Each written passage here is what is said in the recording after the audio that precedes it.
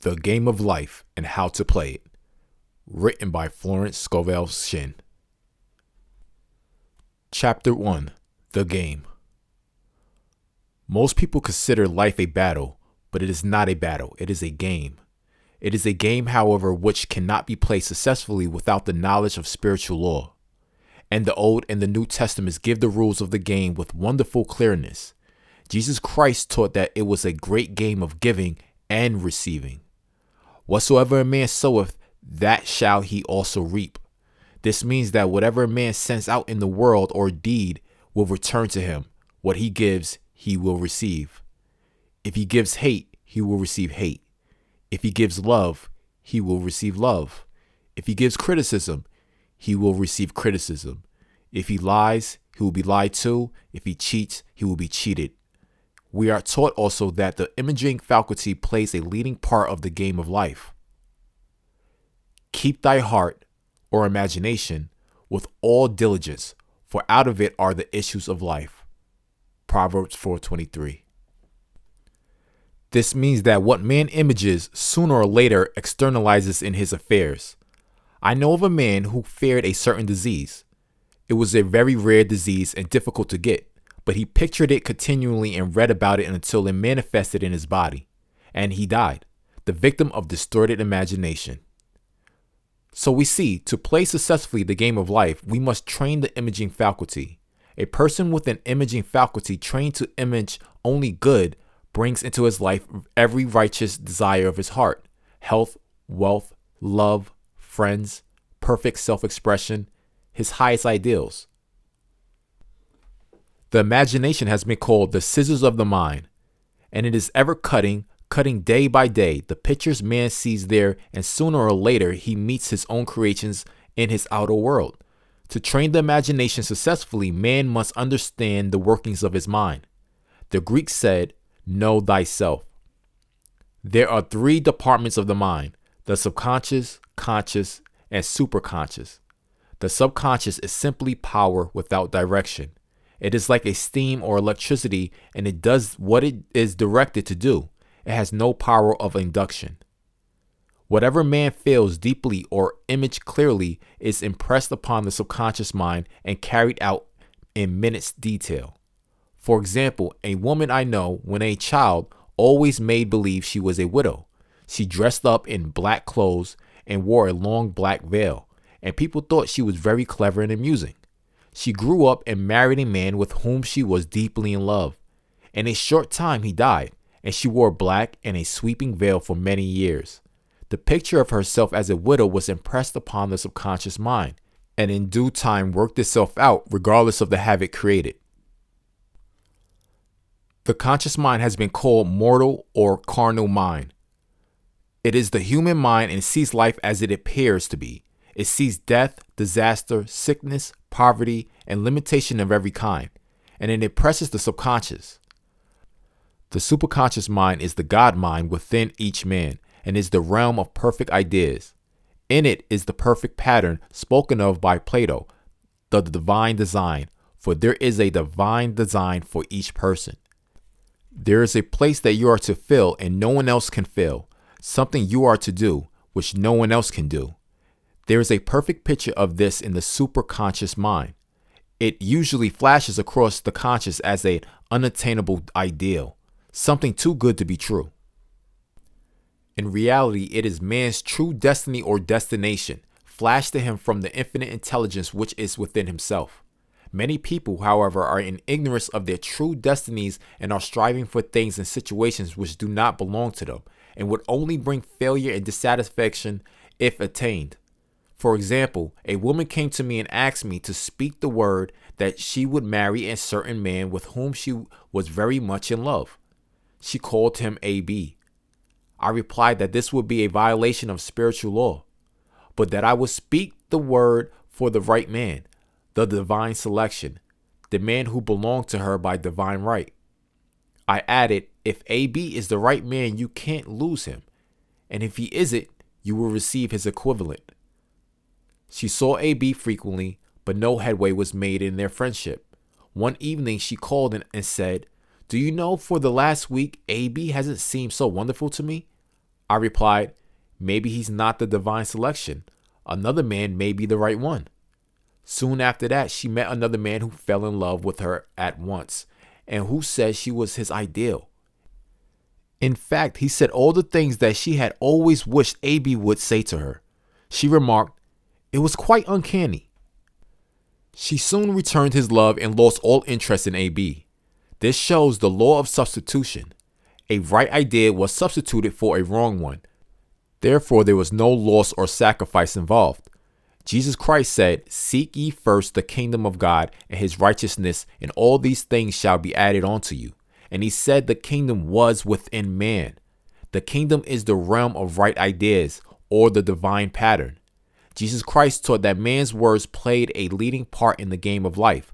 By your words ye are justified, and by your words ye are condemned. Many people have brought disaster into their lives through idle words. For example, a woman once asked me why her life was now one of poverty of limitations. Formerly, she had a home, was surrounded by beautiful things, and had plenty of money. We found she had often tired of the management of her home, and she said repeatedly, I'm sick and tired of things. I wish I lived in a trunk.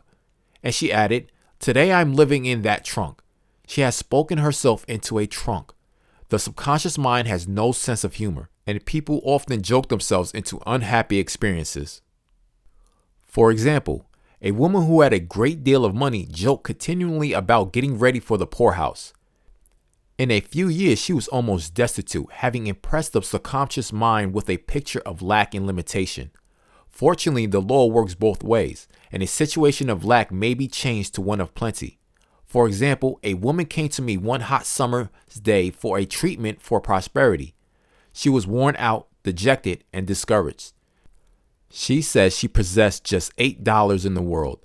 I said, good, we'll bless the $8 and multiply them as Jesus Christ multiplied the loaves and the fishes.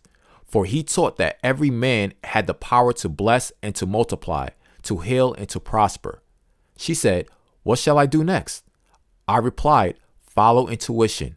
Have you a hunch to do anything or to go anywhere?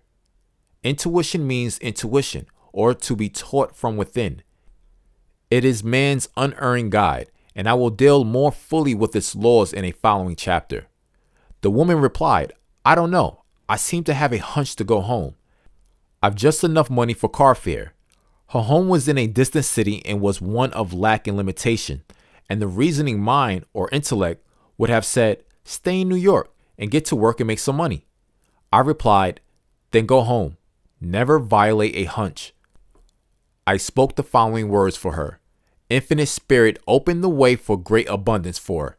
She is an irresistible magnet for all that belongs to her by divine right. I told her to repeat it continuously also. She left for home immediately. In calling on a woman one day, she linked up with an old friend of her family. Through this friend, she received thousands of dollars in a most miraculous way.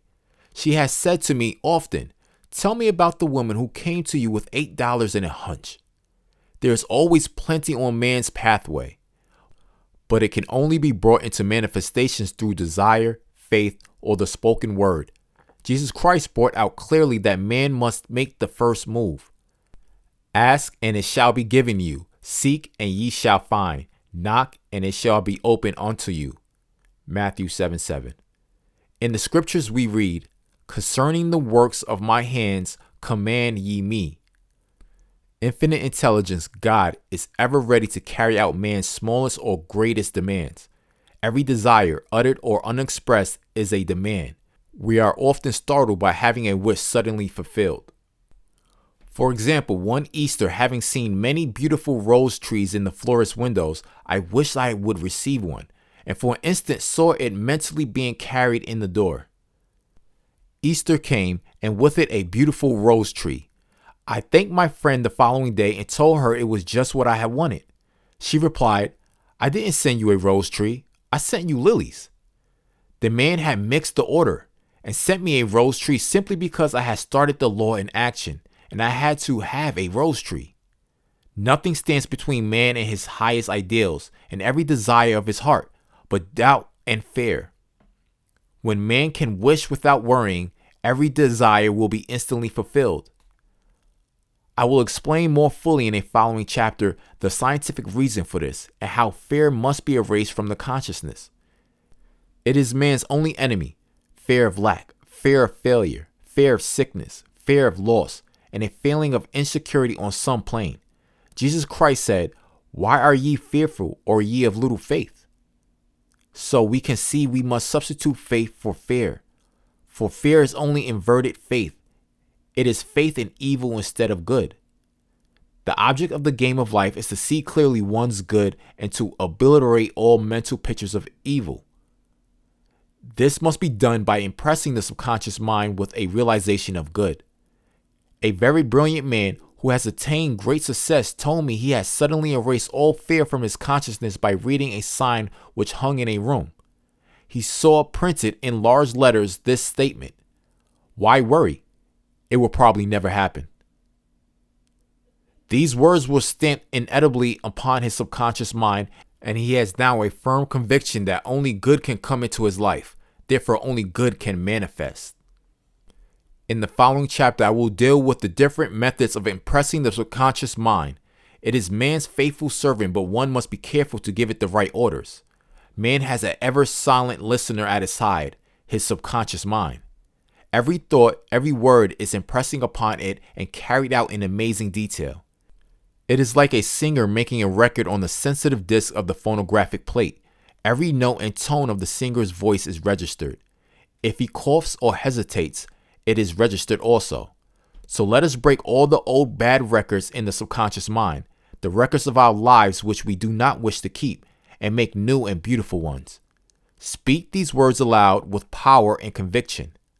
I now smash and demolish every untrue record in my subconscious mind.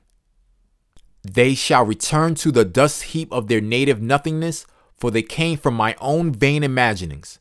I now make my perfect records through the Christ within, the records of health, wealth, love, and perfect self-expression. This is the square of life, the game completed. In the following chapters, I will show how man can change his conditions by changing his words. Any man who does not know the power of the word is behind the times. Death and life are in the power of the tongue. Proverbs 18:21. Chapter 2. The Law of Prosperity. One of the greatest messages given to the race through the scriptures is that God is man's supply and that man can release through his spoken word all that belongs to him by divine right. He must, however, have perfect faith in his spoken word. Isaiah said, "My word shall not return unto me void, but shall accomplish that whereunto it is sent." We know now that words and thoughts are a tremendous vibratory force, ever molding a man's body and affairs. A woman came to me in great distress and said she was to be sued on the 15th of the month for $3,000. She knew no way of getting the money and was in despair. I told her God was her supply and that there is a supply for every demand. So I spoke the word. I gave thanks that the woman would receive $3,000 at the right time in the right way. I told her she must have perfect faith and act her perfect faith. The 15th came, but no money had materialized.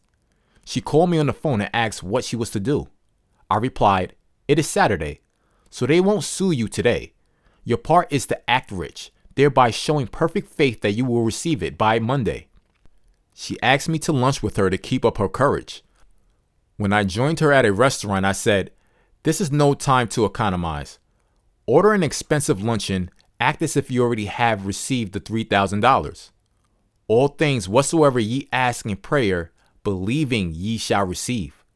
You must act as if you had already received. The next morning, she called me on the phone and asked me to stay with her during the day. I said, "No, you are divinely protected and God is never too late."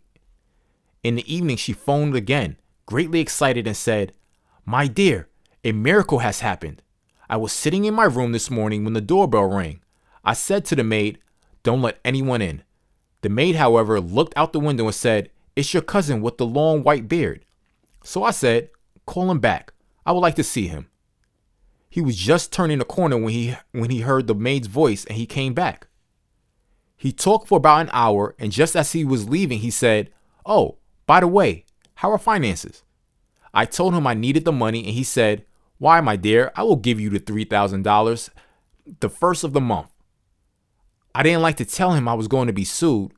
What shall I do? I won't receive it till the first of the month, and I must have it tomorrow. I said, "I'll keep on treating." I said, "Spirit is never too late. I give thanks she has received the money on the invisible plane and that it manifests on time." The next morning, her cousin called her up and said, "Come to my office this morning and I will give you the money." That afternoon, she had $3,000 to her credit in the bank and wrote checks as rapidly as her excitement would permit. If one acts for success and prepares for failure, he will get the situation he has prepared for. For example, a man came to me asking me to speak the word that a certain debt would be wiped out.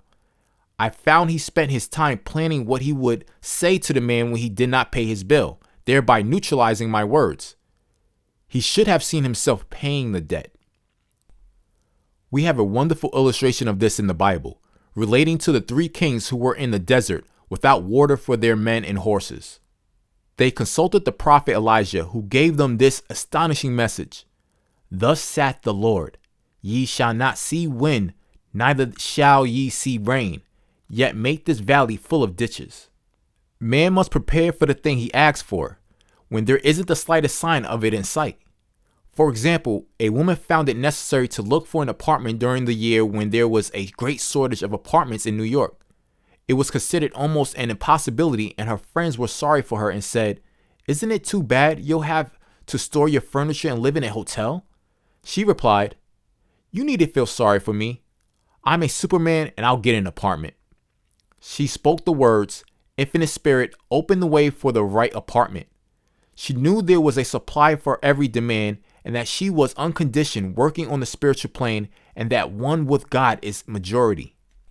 She had contemplated buying new blankets when the tempter, the adverse thought or reasoning mind, suggested, "Don't buy the blankets. Perhaps after all you won't get an apartment, and you will have no use for them."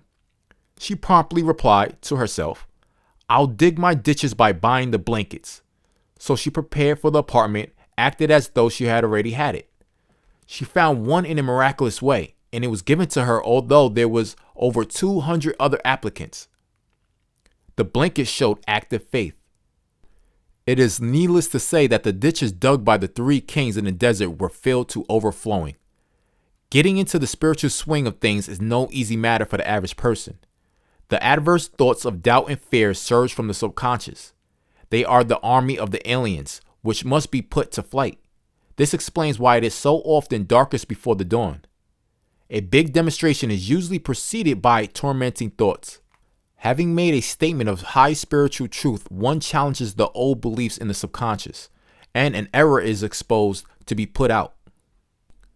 This is the time when one must make his affirmations of truth repeatedly and rejoice and give thanks that he has already received. "Before ye call, I shall answer." This means that every good and perfect gift is already man's awaiting his recognition. Man can only receive what he sees himself receiving. The children of Israel were told that they could have all the land they could see. This is true of every man. He has only the land within his own mental vision. Every great work, every big accomplishment has been brought into manifestation through holding to the vision, and often just before the big achievement comes apparent failure and discouragement. The children of Israel, when they reached the promised land, were afraid to go in, for they said it was filled with giants who made them feel like grasshoppers. And there we saw the giants, and we were in our own sight as grasshoppers.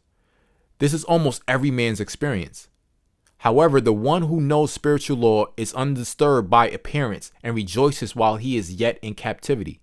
That is, he holds to his vision and gives thanks that the end is accomplished he has received. Jesus Christ gave a wonderful example of this. He said to his disciples, "Say not ye, there are yet 4 months, and then cometh the harvest. Behold, I say unto you, lift up your eyes and look on the fields, for they are ripe already to harvest." His clear vision pierced the world of matter, and he saw clearly the 4th dimensional world, things as they really are, perfect and complete in divine mind. So man must ever hold the vision of his journey's end and demand the manifestation of that which he has already received. It may be his perfect health, love, supply, self-expression, home, or friends. They are all finished and perfect ideas registered in divine mind, man's own subconscious mind, and must come through him, not to him. For example, a man came to me asking for treatment for success.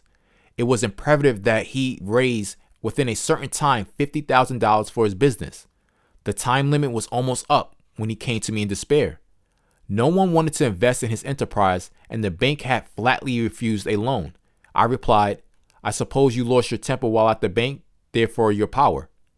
You can control any situation if you first control yourself. Go back to the bank, I added, and I will treat. My treatment was, you are identified in love with the spirit of everyone connected with the bank. Let the divine idea come out of this situation. He replied, woman, you are talking about an impossibility. Tomorrow is Saturday. The bank closes at 12, and my train won't get me there until 10, and the time limit is up tomorrow. And anyway, they won't do it. It's too late. I replied, God doesn't need any time and is never too late. With him, all things are possible. I added, I don't know anything about business, but I know all about God. He replied, it all sounds fine when I sit here listening to you, but when I go out, it's terrible. He lived in a distant city, and I did not hear from him for a week. Then came a letter. It read, you were right. I raised the money, and I will never again doubt the truth of all that you told me. I saw him a few weeks later, and I said, what happened? You evidently had plenty of time after all. He replied, my train was late, and I got there just 15 minutes to 12. I walked into the bank and quietly and said, I have come for the loan. And they gave it to me without a question. It was the last 15 minutes of the time allotted to him, and infinite spirit was not too late. In this instance, the man could never have demonstrated alone. He needed someone to help him hold to the vision. This is what one man can do for another. Jesus Christ knew the truth of this when he said, if two of you shall agree on earth as touching anything that shall ask, it shall be done for them on my Father which is in heaven. One gets too close to his own affairs and becomes doubtful and fearful. The friend or healer sees clearly the success, health, or prosperity and never wavers because he is not close to the situation. It is much easier to demonstrate for someone else than for oneself, so a person should not hesitate to ask for help if he feels himself wavering. A keen observer of life once said, no man can fail if some one person sees him successful. Such is the power of the vision, and many a great man has owed his success to a wife or sister or a friend who believed in him and held without wavering to the perfect pattern. Chapter 3. The Power of the Word. A person knowing the power of the word becomes very careful of his conversation. He has only to watch the reaction of his words to know that they do not return void. Through his spoken word, man is continually making laws for himself. I knew a man who said, I always miss a car. It invariably pulls out just as I arrive. His daughter said, I always catch a car. It's sure to come just as I get there. This occurred for years. Each had made a separate law for himself, one of failure, one of success. This is the psychology of superstitions. The horseshoe or rabbit's foot contains no power, but man's spoken word and belief that it will bring him good luck creates expectancy in the subconscious mind and attracts a lucky situation. I find, however, this will not work when man has advanced spiritually and knows a higher law. One cannot turn back and must put away graven images.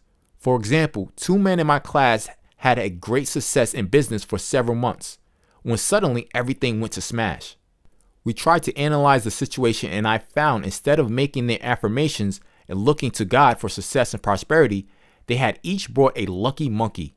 I said, oh, I see. You have been trusting in the lucky monkeys instead of God. Put away the lucky monkey and call on the law of forgiveness, for man has power to forgive or neutralize his mistakes. They decided to throw the lucky monkeys down a coal hole, and all went well again. This does not mean, however, that one should throw away every lucky ornament or horseshoe about the house, but he must recognize that the power back of it is the one and only power, God, and that the object simply gives him a feeling of expectancy. I was with a friend one day who was in deep despair. In crossing the street, she picked up a horseshoe. Immediately, she was filled with joy and hope. She said God had sent her a horseshoe in order to keep up her courage. It was indeed at that moment about the only thing that could have registered in her consciousness.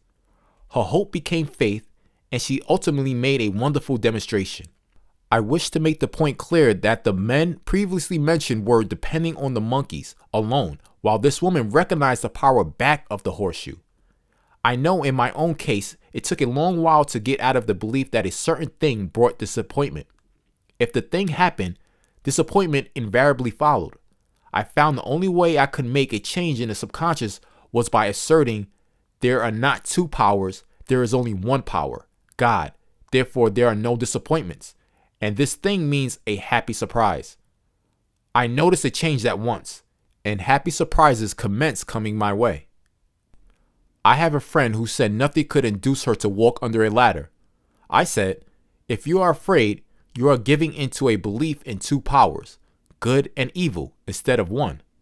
As God is absolute, there can be no opposing power, unless a man makes the force of evil for himself. To show you believe in only one power, God, and that there is no power or reality in evil, walk under the next ladder you see. Soon after she went to her bank, she wished to open her box in the safe deposit vault, and there stood a ladder on her pathway. It was impossible to reach the box without passing under the ladder. She quailed with fear and turned back. She could not face the lion on her pathway. However, when she reached the street, my words rang in her ears and she decided to return and walk under it. It was a big moment in her life, for ladders had held her in bondage for years. She retraced her steps to the vault, and the ladder was no longer there. This so often happens. If one is willing to do a thing he's afraid to do, he does not have to. It is the law of non-resistance, which is so little understood. Someone has said that courage contains genius and magic. Face a situation fearlessly and there is no situation to face. It falls away of its own weight. The explanation is that fear attracted the ladder on the woman's pathway and fearlessness removed it.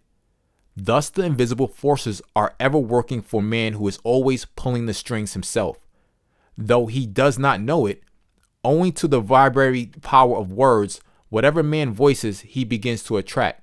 People who continually speak of disease invariably attract it. After man knows the truth, he cannot be too careful of his words. For example, I have a friend who often says on the phone, "Do come to see me and have a fine old-fashioned chat." This old-fashioned chat means an hour of about 500 to 1,000 destructive words, the principal topics being loss, lack, failure, and sickness. I reply, "No thank you, I've had enough old-fashioned chats in my life. They are too expensive. But I will be glad to have a new-fashioned chat and talk about what we want, not what we don't want." There is an old saying that man only dares use his words for three purposes: to heal, bless, or prosper. What man says of others will be said of him, and what he wishes for another, he is wishing for himself. Curses, like chickens, come home to roost. If a man wishes someone bad luck, he is sure to attract bad luck himself. If he wishes to aid someone to success, he is wishing and aiding himself to success. The body may be renewed and transformed through the spoken word, and clear vision and disease be completely wiped out of the consciousness. The metaphysician knows that all disease has a mental correspondence, and in order to heal the body, one must first heal the soul. The soul is the subconscious mind, and it must be saved from wrong thinking. In the 23rd Psalm, we read, "He restoreth my soul." This means that the subconscious mind or soul must be restored with the right ideas, and the mystical marriage is the marriage of the soul and the spirit, or the subconscious and superconscious mind. They must be one. When the subconscious is flooded with the perfect ideas of the superconscious, God and man are one. I and the Father are one. That is, he is one with the realm of perfect ideas. He is the man made in God's likeness and image, and he is given power and dominion over all created things, his mind, body, and affairs. It is safe to say that all sickness and unhappiness comes from the violation of the law of love. A new commandment I give unto you, love one another. And in the game of life, love or goodwill takes every trick. For example, a woman I know had for years an appearance of a terrible skin disease. The doctors told her it was incurable and she was in despair. She was on the stage and she feared she would soon have to give up her profession and she had no other means of support. She, however, procured a good engagement and on the opening night made a great hit. She received flattering notices from the critics and was joyful and elated. The next day she received a notice of dismissal. A man in the cast had been jealous of her success and had caused her to be sent away. She felt hatred and resentment taking complete possession of her and she cried out, "Oh God, don't let me hate that man." That night she worked for hours in the silence. She said, "I soon came into very deep silence. I seemed to be at peace with myself, with the man, and with the whole world. I continued this for 2 following nights, and on the 3rd day I found I was healed completely of the skin disease." In asking for love or goodwill, she had fulfilled the law, for love is the fulfilling of the law, and the disease which came from subconscious resentment was wiped out. Continual criticism produces rheumatism, as critical, inharmonious thoughts cause unnatural deposits in the blood, which settle in the joints. False growths are caused by jealousy, hatred, unforgiveness, fear, etc. Every disease is caused by a mind not at ease. I said once in my class, there is no use asking anyone, "What's the matter with you?" We might just well say, "Who's the matter with you?" Unforgiveness is the most prolific cause of disease. It will harden arteries or liver and affect the eyesight. In its train are endless ills. I called on a woman one day who said she was ill from having eaten a poisoned oyster. I replied, "Oh no, the oyster was harmless. You poisoned the oyster. What's the matter with you?" She answered, "Oh, about 19 people." She had quarreled with 19 people and had become so inharmonious that she attracted the wrong oyster. Any inharmony on the external indicates there is mental inharmony. As the within, so the without. Man's only enemies are within himself, and a man's foes shall be they of his own household. Personality is one of the last enemies to be overcome, as this planet is taking its initiation in love. It was Christ's message, peace on earth, goodwill towards man. The enlightened man, therefore, endeavors to perfect himself upon his neighbor. His work is with himself to send out goodwill and blessings to every man, and the marvelous thing is that if one blesses a man, he has no power to harm him. For example, a man came to me asking to treat for success in business. He was selling machinery, and a rival appeared on the scene with what he proclaimed was a better machine, and my friend feared defeat. I said, "First of all, we must wipe out all fear and know that God protects your interests and that the divine idea must come out of the situation. That is, the right machine will be sold by the right man to the right man."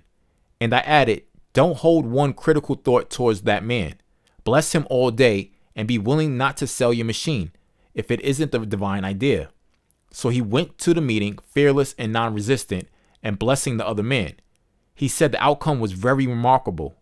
The other man's machine refused to work, and he sold his without the slightest difficulty. But I say unto you, love your enemies, bless them that curse you, do good to them that hate you, and pray for them which spitefully use and persecute you. God will produce a great aura of protection about the one who sends it, and no weapon that is formed against him shall prosper. In other words, love and goodwill destroy the enemies within oneself. Therefore, one has no enemies on the external.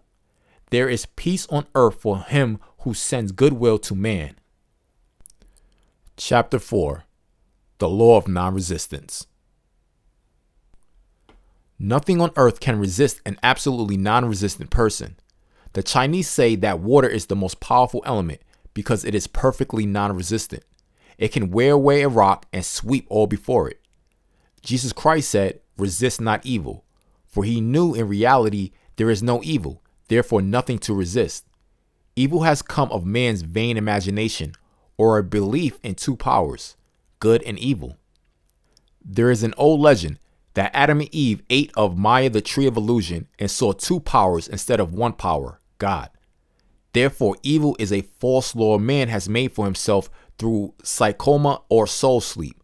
Soul sleep means that man's soul has been hypnotized by the race belief of sin, sickness, and death, which is carnal or mortal thought, and his affairs have outpictured his illusions. We have read in a preceding chapter that man's soul is his subconscious mind, and whatever he feels deeply, good or bad, is outpictured by the faithful servant. His body and affairs show forth what he has been picturing. The sick man has pictured sickness, the poor man poverty, the rich man wealth. People often say, why does a little child attract illness when it is too young even to know what it means? I answer that children are sensitive and receptive to the thoughts of others about them, and often outpicture the fears of their parents. I heard a metaphysician once say, if you do not run your subconscious mind yourself, someone else will run it for you. Mothers often unconsciously attract illness and disaster to their children by continually holding them in thoughts of fear and watching for symptoms.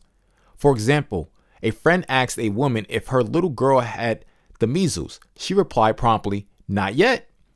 This implied that she was expecting an illness and therefore preparing the way for what she did not want for herself and her child. However, the man who is centered and established in right thinking, the man who sends out only goodwill to his fellow man, and who is without fear, cannot be touched or influenced by the negative thoughts of others. In fact, he could then receive only good thoughts, as he himself sends forth only good thoughts. Resistance is hell, for it places man in a state of torment. A metaphysician once gave me a wonderful recipe for taking every trick in the game of life. It is the acme of non-resistance. He gave it in this way. At one time in my life, I baptized children, and of course, they had many names. Now I no longer baptize children, but I baptize events. But I give every event the same name. If I have a failure, I baptize it success, in the name of the Father, and of the Son, and of the Holy Ghost. In this, we see the great law of transmutation founded on non-resistance. Through his spoken word, every failure was transmuted into success. For example, a woman who required money and who knew the spiritual law of opulence was thrown continually in a business way with a man who made her feel very poor. He talked lack and limitation, and she commenced to catch his poverty thoughts. So she disliked him and blamed him for her failure. She knew in order to demonstrate her supply, she must first feel that she had received. A feeling of opulence must precede its manifestation. It dawned upon her one day that she was resisting the situation and seeing two powers instead of one.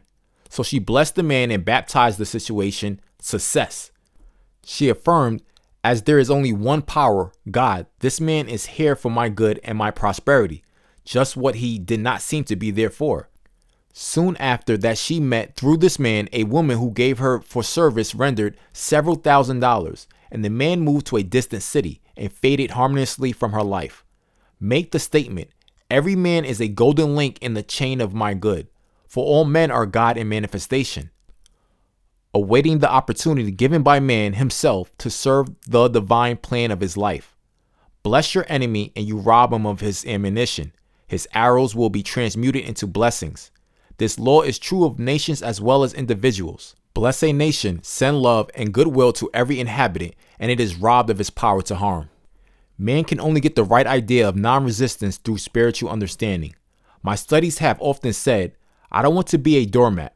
I reply, when you use non-resistance with wisdom, no one will ever be able to walk over you. Another example, one day I was impatiently awaiting an important telephone call.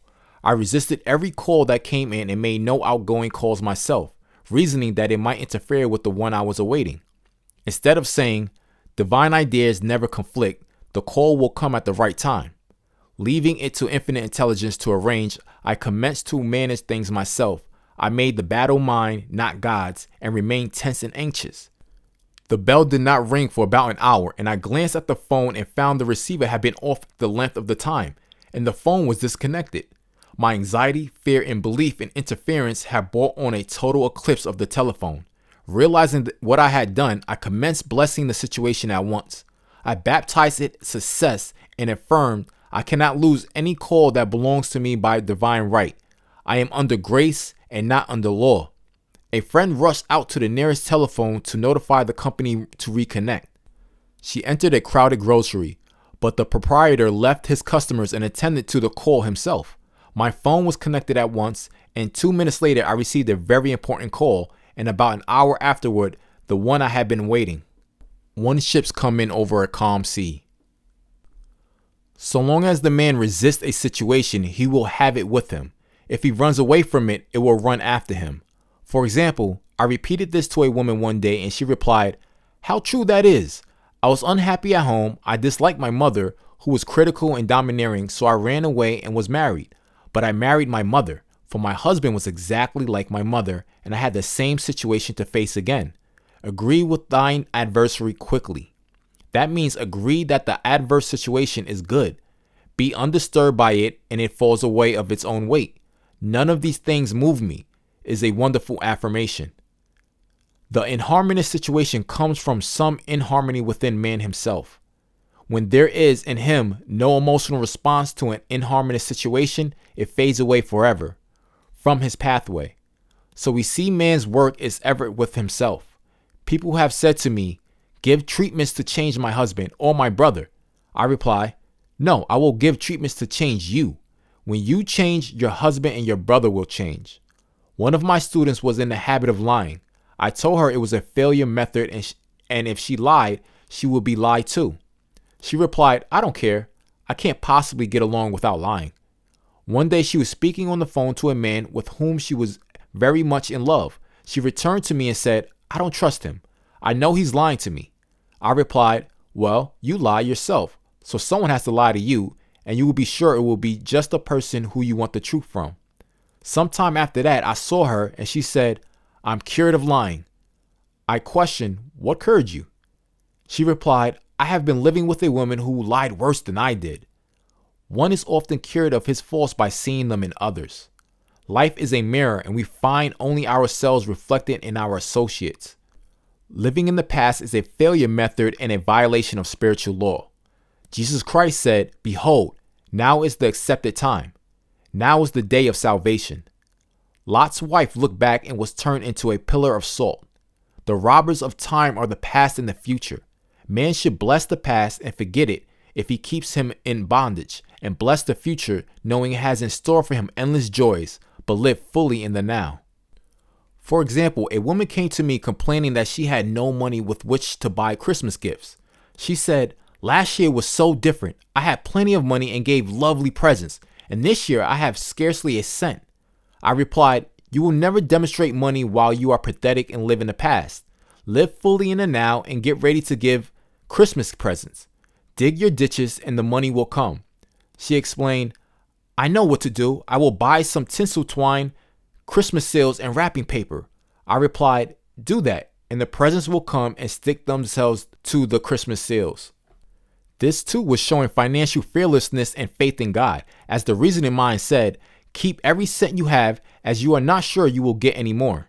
She bought the seals, paper, and twine, and a few days before Christmas received a gift of several $100s. Buying the seals and twine had impressed the subconscious with expectancy and opened the way for the manifestation of the money. She purchased all the presents in plenty of time. Man must live suspended in the moment. Look well, therefore, to this day, such is the salutation of the dawn. He must be spiritually alert, ever awaiting his leads, taking advantage of every opportunity. One day I said continually, silently, "Infinite Spirit, don't let me miss a trick." And something very important was told to me that evening. It is most necessary to begin the day with right words. Make an affirmation immediately upon waking. For example, "Thy will be done this day. Today is a day of completion. I give thanks for this perfect day, and miracles shall follow miracle, and wonders shall never cease." Make this a habit, and one will see wonders and miracles come into his life. One morning I picked up a book and read, "Look with wonder at that which is before you."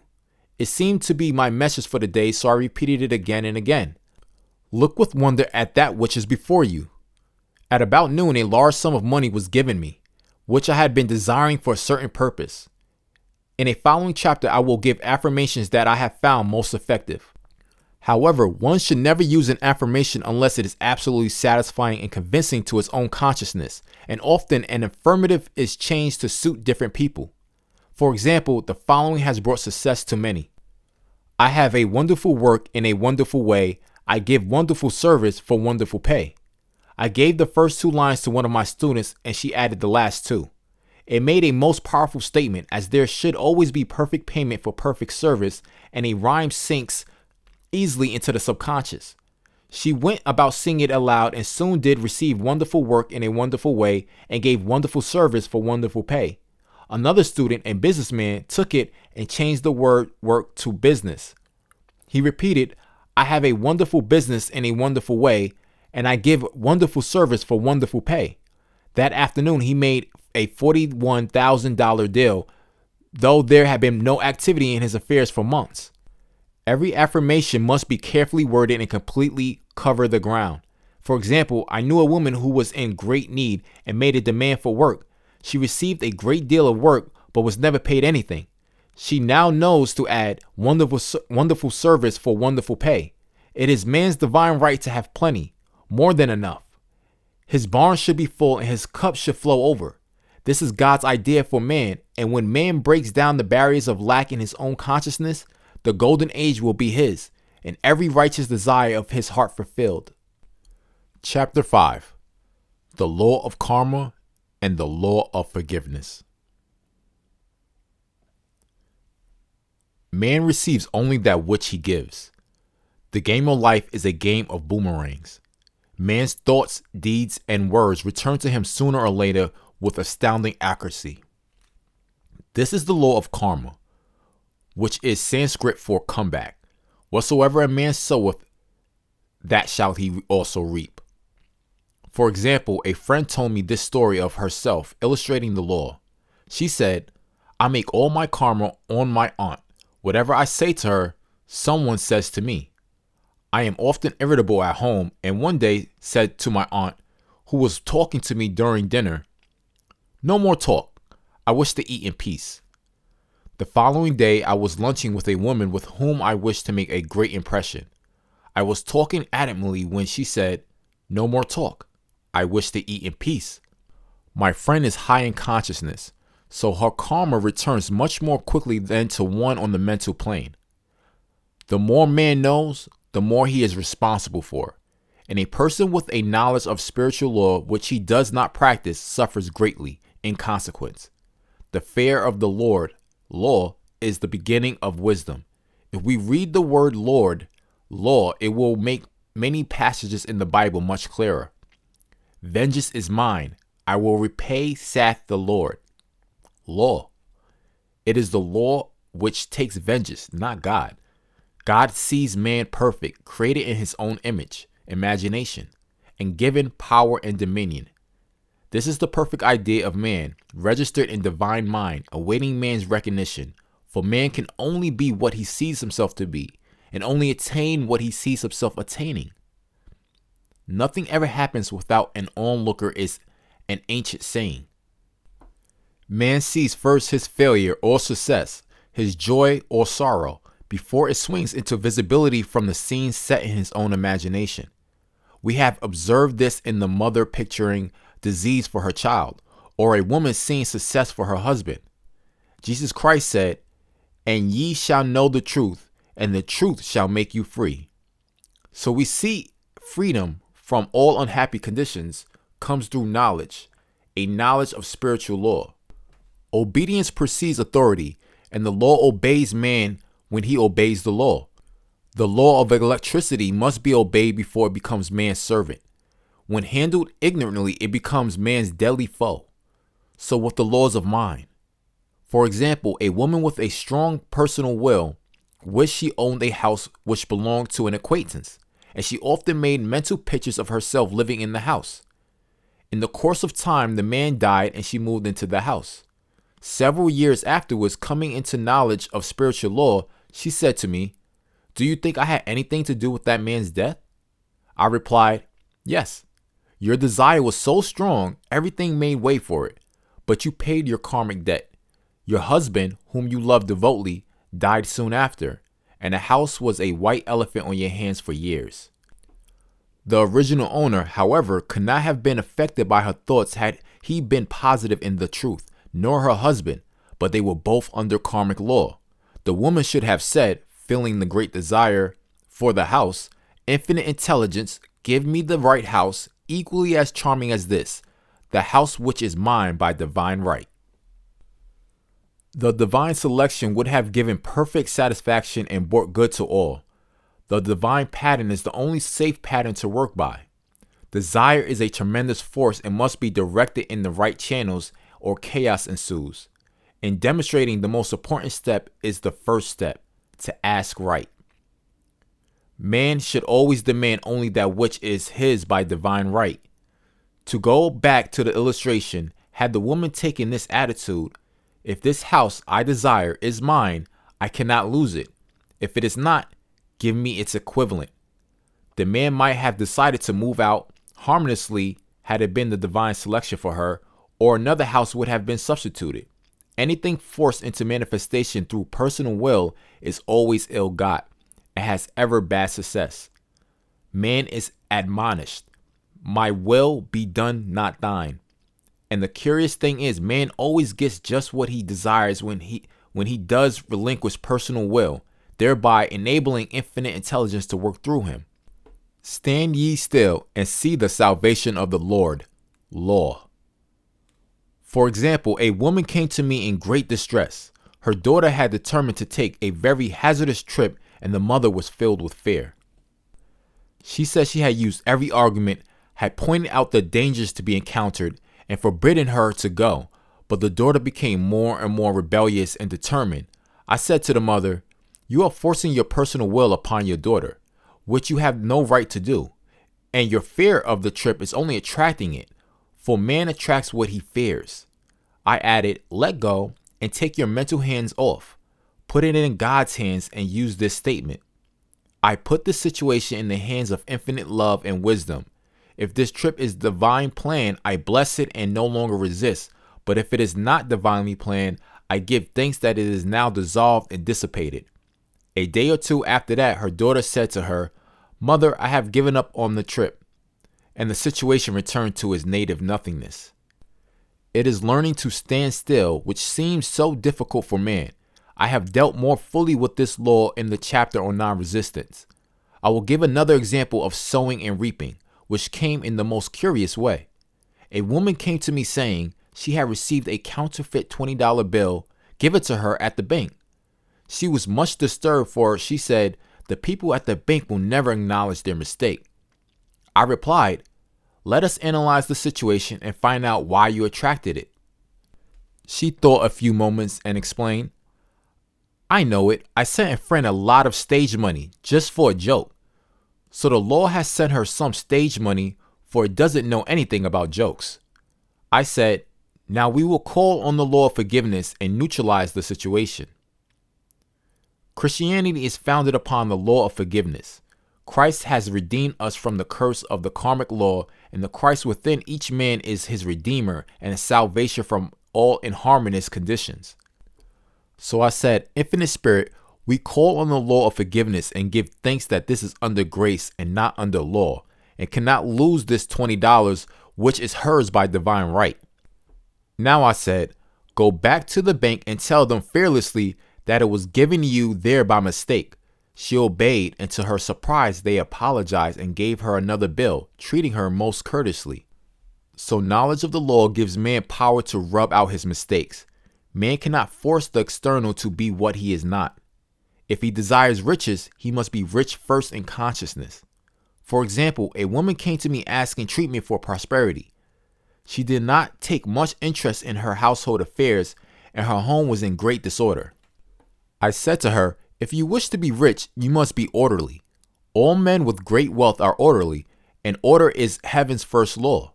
I added, "You will never become rich with a burnt match in the pincushion." She had a good sense of humor and commenced immediately. Putting her house in order, she rearranged furniture, straightened out bureau drawers, cleaned rugs, and soon made a big financial demonstration, a gift from a relative. The woman herself became made over and keeps herself keyed up financially, by being ever watchful of the external and expecting prosperity, knowing God is her supply. Many people are in ignorance of the fact that gifts and things are investments, and that hoarding and saving invariably lead to loss. There is that scattereth and yet increaseth, and there is that withholdeth more than is meet, but it tendeth to poverty. For example, I knew a man who wanted to buy a fur-lined overcoat. He and his wife went to various shops, but there was none he wanted. He said they were all too cheap looking. At last he was shown one the salesman said was valued at $1,000, but which the manager will sell him for $500 as it was late in the season. His financial possessions amounted to about $700. The reasoning mind would have said, you can't afford to spend nearly all you have on a coat. But he was very intuitive and never reasoned. He turned to his wife and said, if I get this coat, I'll make a ton of money. So his wife consented weakly. About a month later, he received $10,000 commission. The coat made him feel so rich, it linked him with success and prosperity. Without the coat, he would never have received the commission. It was an investment paying large dividends. If man ignores these leadings to spend or to give, the same amount of money will go in an uninterested or unhappy way. For example, a woman told me on Thanksgiving Day she informed her family that they could not afford a Thanksgiving dinner. She had the money but decided to save it. A few days later, someone entered her home and took from the barrel drawer the exact amount the dinner would have cost. The law always stands back of the man who spends fearlessly with wisdom. For example, one of my students was shopping with her little nephew. The child clamored for a toy which she told him she could not afford to buy.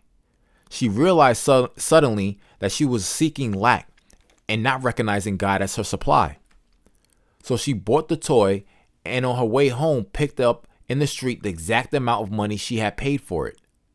Man's supply is inexhaustible and unfailing when fully trusted, but faith or trust must precede the demonstration. According to your faith, be it unto you. Faith is the substance of things hoped for, the evidence of things not seen. For faith holds the vision steady, and the adverse pictures are dissolved and dissipated. And in due season we shall reap, if we faint not. Jesus Christ brought the good news, the gospel, that there was a higher law than the law of karma, and that law transcends the law of karma. It is the law of grace or forgiveness. It is the law which free men from the law of cause and effect, the law of consequence, under grace and not under law. We are told that on this plane, man reaps where he has not sown. The gifts of God are simply poured out upon him. All that the kingdom affords is his. This continued state of bliss awaits the man who has overcome the race or world thought. In the world thought there is tribulation, but Jesus Christ said, be of good cheer, I have overcome the world. The world thought is that of sin, sickness, and death. He saw their absolute unreality and said, sickness and sorrow shall pass away, and death itself, the last enemy, be overcome. We know now from a scientific standpoint that death could be overcome by stamping the subconscious mind with the conviction of eternal youth and eternal life. The subconscious, being simply power without direction, carries out orders without questioning.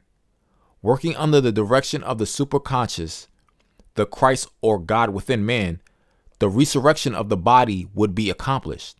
Man would no longer throw off his body in death. It will be transformed into the body electric, sung by Walt Whitman, for Christianity is founded upon the forgiveness of sins and an empty tomb. Chapter 6. Casting the burden. Impressing the subconscious. When man knows his own powers and the workings of his mind, his great desire is to find an easy and quick way to impress the subconscious with good, for simply an intellectual knowledge of the truth will not bring results. In my own case, I found the easiest way is in casting the burden. A metaphysician once explained it in this manner. He said, the only thing which gives anything weight in nature is the law of gravitation. And if a boulder could be taken high above the planet, there would be no weight in that boulder. And that is what Jesus Christ meant when he said, my yoke is easy and my burden is light. He had overcome the world vibration. and function in the fourth dimensional realm where there is only perfection, completion, life, and joy. He said, "Come to me, all ye that labor and are heavy laden, and I will give you rest. Take my yoke upon you, for my yoke is easy and my burden is light." We are also told in the 55th Psalm to cast thy burden upon the Lord. Many passages in the Bible state that the battle is God's, not man's, and the man is always to stand still and see the salvation of the Lord. This indicates that the superconscious mind, or Christ within, is the department which fights man's battles and relieves him of burdens. We see, therefore, that man violates law if he carries a burden, and a burden is an adverse thought or condition, and this thought or condition has its roots in the subconscious. It seems almost impossible to make any headway directing the subconscious from the conscious, or reasoning mind, as the reasoning mind, the intellect, is limited in its conceptions and filled with doubts and fears. How scientific it then is to cast the burden upon the superconscious mind, or Christ within, where it is made light or dissolved into its native nothingness. For example, a woman in urgent need of money made light upon the Christ within, the superconscious, with the statement, "I cast this burden of lack on the Christ within, and I go free to have plenty." The belief in lack was her burden, and as she cast it upon the superconscious with its belief of plenty, an avalanche of supply was the result. We read, "The Christ in you, the hope of glory." Another example, one of my students had been given a new piano and there was no room in her studio for it until she had moved out the old one. She was in a state of perplexity. She wanted to keep the old piano, but knew of no place to send it. She became desperate as the new piano was to be sent immediately, in fact, was on its way with no place to put it. She said it came to her to repeat, "I cast this burden on the Christ within, and I go free." A few moments later, her phone rang and a woman friend asked if she might rent her old piano, and it was moved out a few minutes before the new one arrived. I knew a woman whose burden was resentment. She said, "I cast this burden of resentment on the Christ within, and I go free, to be loving, harmonious, and happy." The almighty superconscious flooded the subconscious with love, and her whole life was changed. For years, resentment had held her in a state of torment and imprisoned her soul, the subconscious mind. The statement should be made over and over and over, sometimes for hours at a time, silently or audibly, with quietness but determination. I have often compared it to winding up a Victrola. We must wind ourselves up with spoken words. I have noticed in casting the burden, after a little while, one seems to see clearly. It is impossible to have clear vision while in the throes of carnal mind.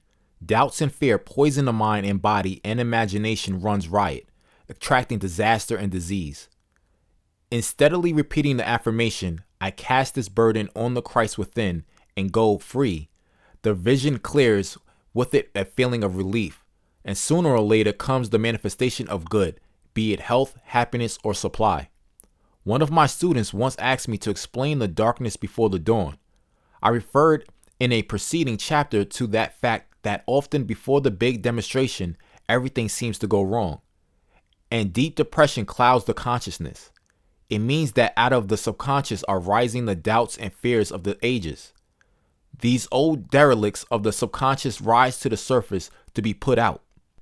It is then that man should clap his cymbals like Joseph and give thanks that he is saved, even though he seems surrounded by the enemy, the situation of lack or disease.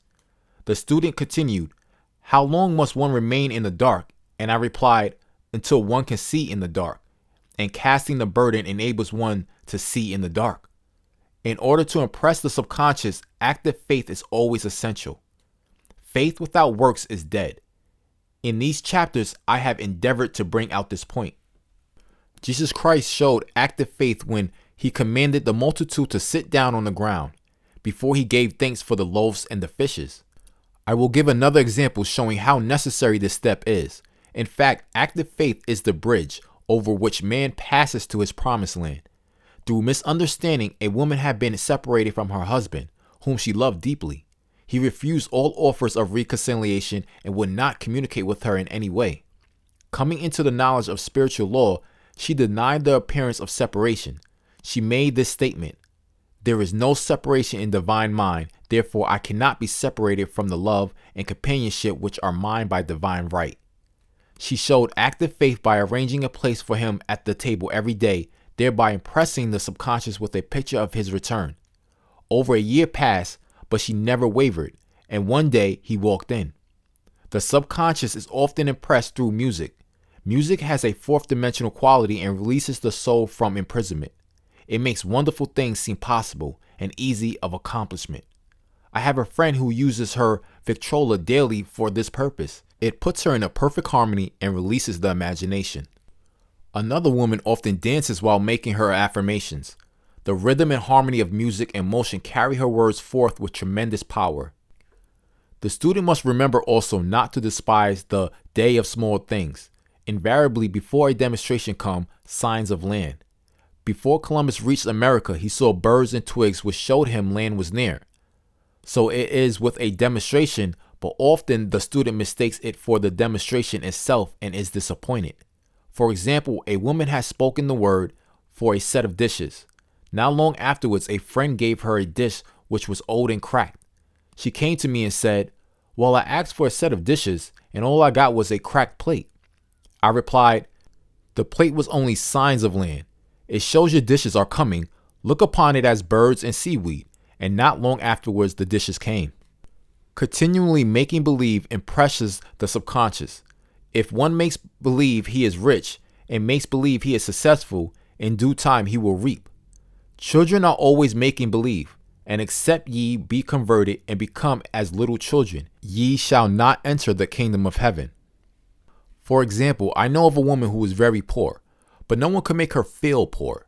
She earned a small amount of money from rich friends who constantly reminded her of her poverty and to be careful in saving. Regardless of their admonitions, she would spend all of her earnings on a hat or make someone a gift and be in a rapturous state of mind. Her thoughts were always centered on a beautiful clothing and rings and things, but without envying others. She lived in the world of the wondrous, and only riches seemed real to her. Before long, she married a rich man, and the rings and the things became visible. I do not know whether the man was divine selection, but opulence had to manifest in her life, as she had imaged only opulence. There is no peace or happiness for man until he has erased all fear from the subconscious. Fear is misdirected energy and must be redirected or transmuted into faith. Jesus Christ said, "Why are ye fearful, O ye of little faith? All things are possible to him that believeth." I am asked so often by my students, how can I get rid of fear? I reply, by walking up to the thing you are afraid of. The lion takes its fierceness from your fear. Walk up to the lion and he will disappear. Run away and he runs after you. I have shown in previous chapters how the line of lack disappeared when the individual spent money fearlessly, showing faith that God was his supply and therefore unfailing. Many of my students have come out of the bondage of poverty and are now bountifully supplied, through losing all fear of letting money go out. The subconscious is impressed with the truth that God is the giver and the gift. Therefore, as one is one with the giver, he is one with the gift. A splendid statement is, I now thank God, the giver, for God, the gift. Man has so long separated himself from his good and his supply through thoughts of separation and lack that sometimes it takes dynamite to dislodge these false ideas from the subconscious, and the dynamite is a big situation. We see in the foregoing illustration how the individual was free from his bondage by showing fearlessness. Man should watch himself hourly to detect if his motive for action is fear or faith. Choose ye this day whom we shall serve, fear or faith. Perhaps one's fear is of personality. Then do not avoid the people feared. Be willing to meet them cheerfully, and they will either prove golden links in the chain of one's good or disappear harmlessly from one's pathway. Perhaps one's fear is a disease or germs. Then one should be fearless and undisturbed in a germ-laden situation, and he will be immune. One can only correct germs while vibrating at the same rate as the germ, and fear drags men down to the level of the germ. Of course, the disease-laden germ is the product of carnal mind, as all thought must objectify. Germs do not exist in the superconscious or divine mind, therefore are the product of man's vain imagination. In the twinkling of an eye, man's release will come when he realizes there is no power in evil. The material world will fade away, and the fourth dimensional world, the world of the wondrous, will swing into manifestation. And I saw a new heaven and a new earth, and there shall be no more death, neither sorrow nor crying, neither shall there be any more pain, for the former things are passed away. Chapter 7 Love. Every man on this planet is taking his initiation in love. A new commandment I give unto you, that ye love one another.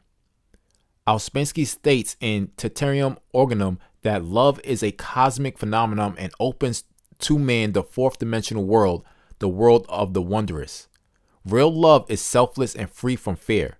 It pours itself out upon the object of its affection without demanding any in return. Its joy is the joy of giving. Love is God in manifestation and the strongest magnetic force in the universe. Pure, unselfish love draws to itself its own. It does not need to seek or demand. Scarcely anyone has the faintest conception of real love. Man is selfish, tyrannical, or fearful in his affection, thereby losing the thing he loves.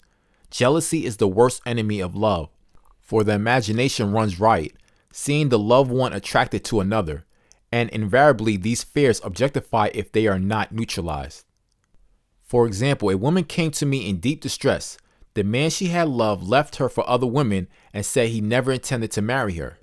She was torn with jealousy and resentment, and she hoped he would suffer as he made her suffer, and added, "How could he leave me when I loved him so much?" I replied, "You're not loving that man, you are hating him," and added, "You can never receive what you have never given. Give a perfect love and you will receive a perfect love. Perfect yourself on this man. Give him a perfect, unselfish love, demanding nothing in return. Do not criticize or condemn, and bless him wherever he is." She replied, "No, I won't bless him unless I know where he is." "Well," I said, "that is not real love. When you send out real love will return to you, either from this man or his equivalent, for if this man is not the divine selection, you will not want him.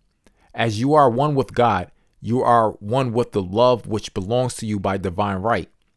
Several months passed and matters remained about the same, but she was working conscientiously with herself. I said, "When you are no longer disturbed by his cruelty, he will cease to be cruel, as you are attracting it through your own emotions." Then I told her of a brotherhood in India who never said good morning to each other. They used these words, "I salute the divinity in you." They saluted the divinity in every man and in the wild animals in the jungle, and they were never harmed, for they saw only God in every living thing. I said, "Salute the divinity in this man and say, I see your divine self only. I see you as God sees you, perfect, made in his image and likeness." She found she was becoming more poised and gradually losing her resentment. He was a captain, and she always called him the cat. One day, she said suddenly, "God bless the cat wherever he is." I replied, "Now that is real love. When you have become a complete circle and you are no longer disturbed by the situation, you will have his love or attract its equivalent." I was moving at this time and did not have a telephone, so was out of touch with her for a few weeks, when one morning I received a letter saying, "We are married." At the earliest opportunity, I paid her a call. My first words were, "What happened?"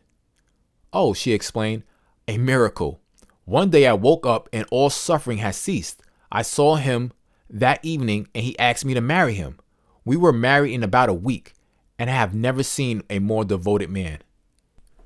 There is an old saying, "No man is your enemy, no man is your friend, every man is your teacher."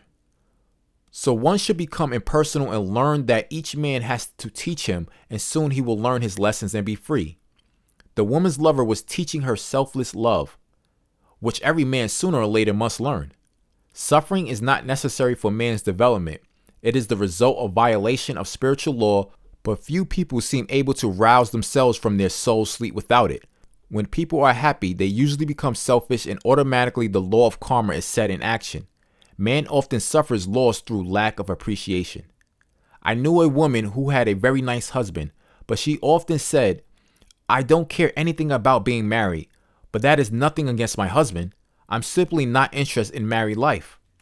She had other interests and scarcely remembered she had a husband. She only thought of him when she saw him. One day her husband told her he was in love with another woman and left. She came to me in distress and resentment. I replied, "It is exactly what you spoke the word for. You said you didn't care anything about being married, so the subconscious worked to get you unmarried." She said, "Oh yes, I see.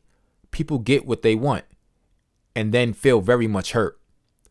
She soon became in perfect harmony with the situation and knew they were both much happier apart. When a woman becomes indifferent or critical and ceases to be an inspiration to her husband, he misses the stimulus of their early relationship and is restless and unhappy. A man came to me dejected, miserable, and poor. His wife was interested in the science of numbers and had him read.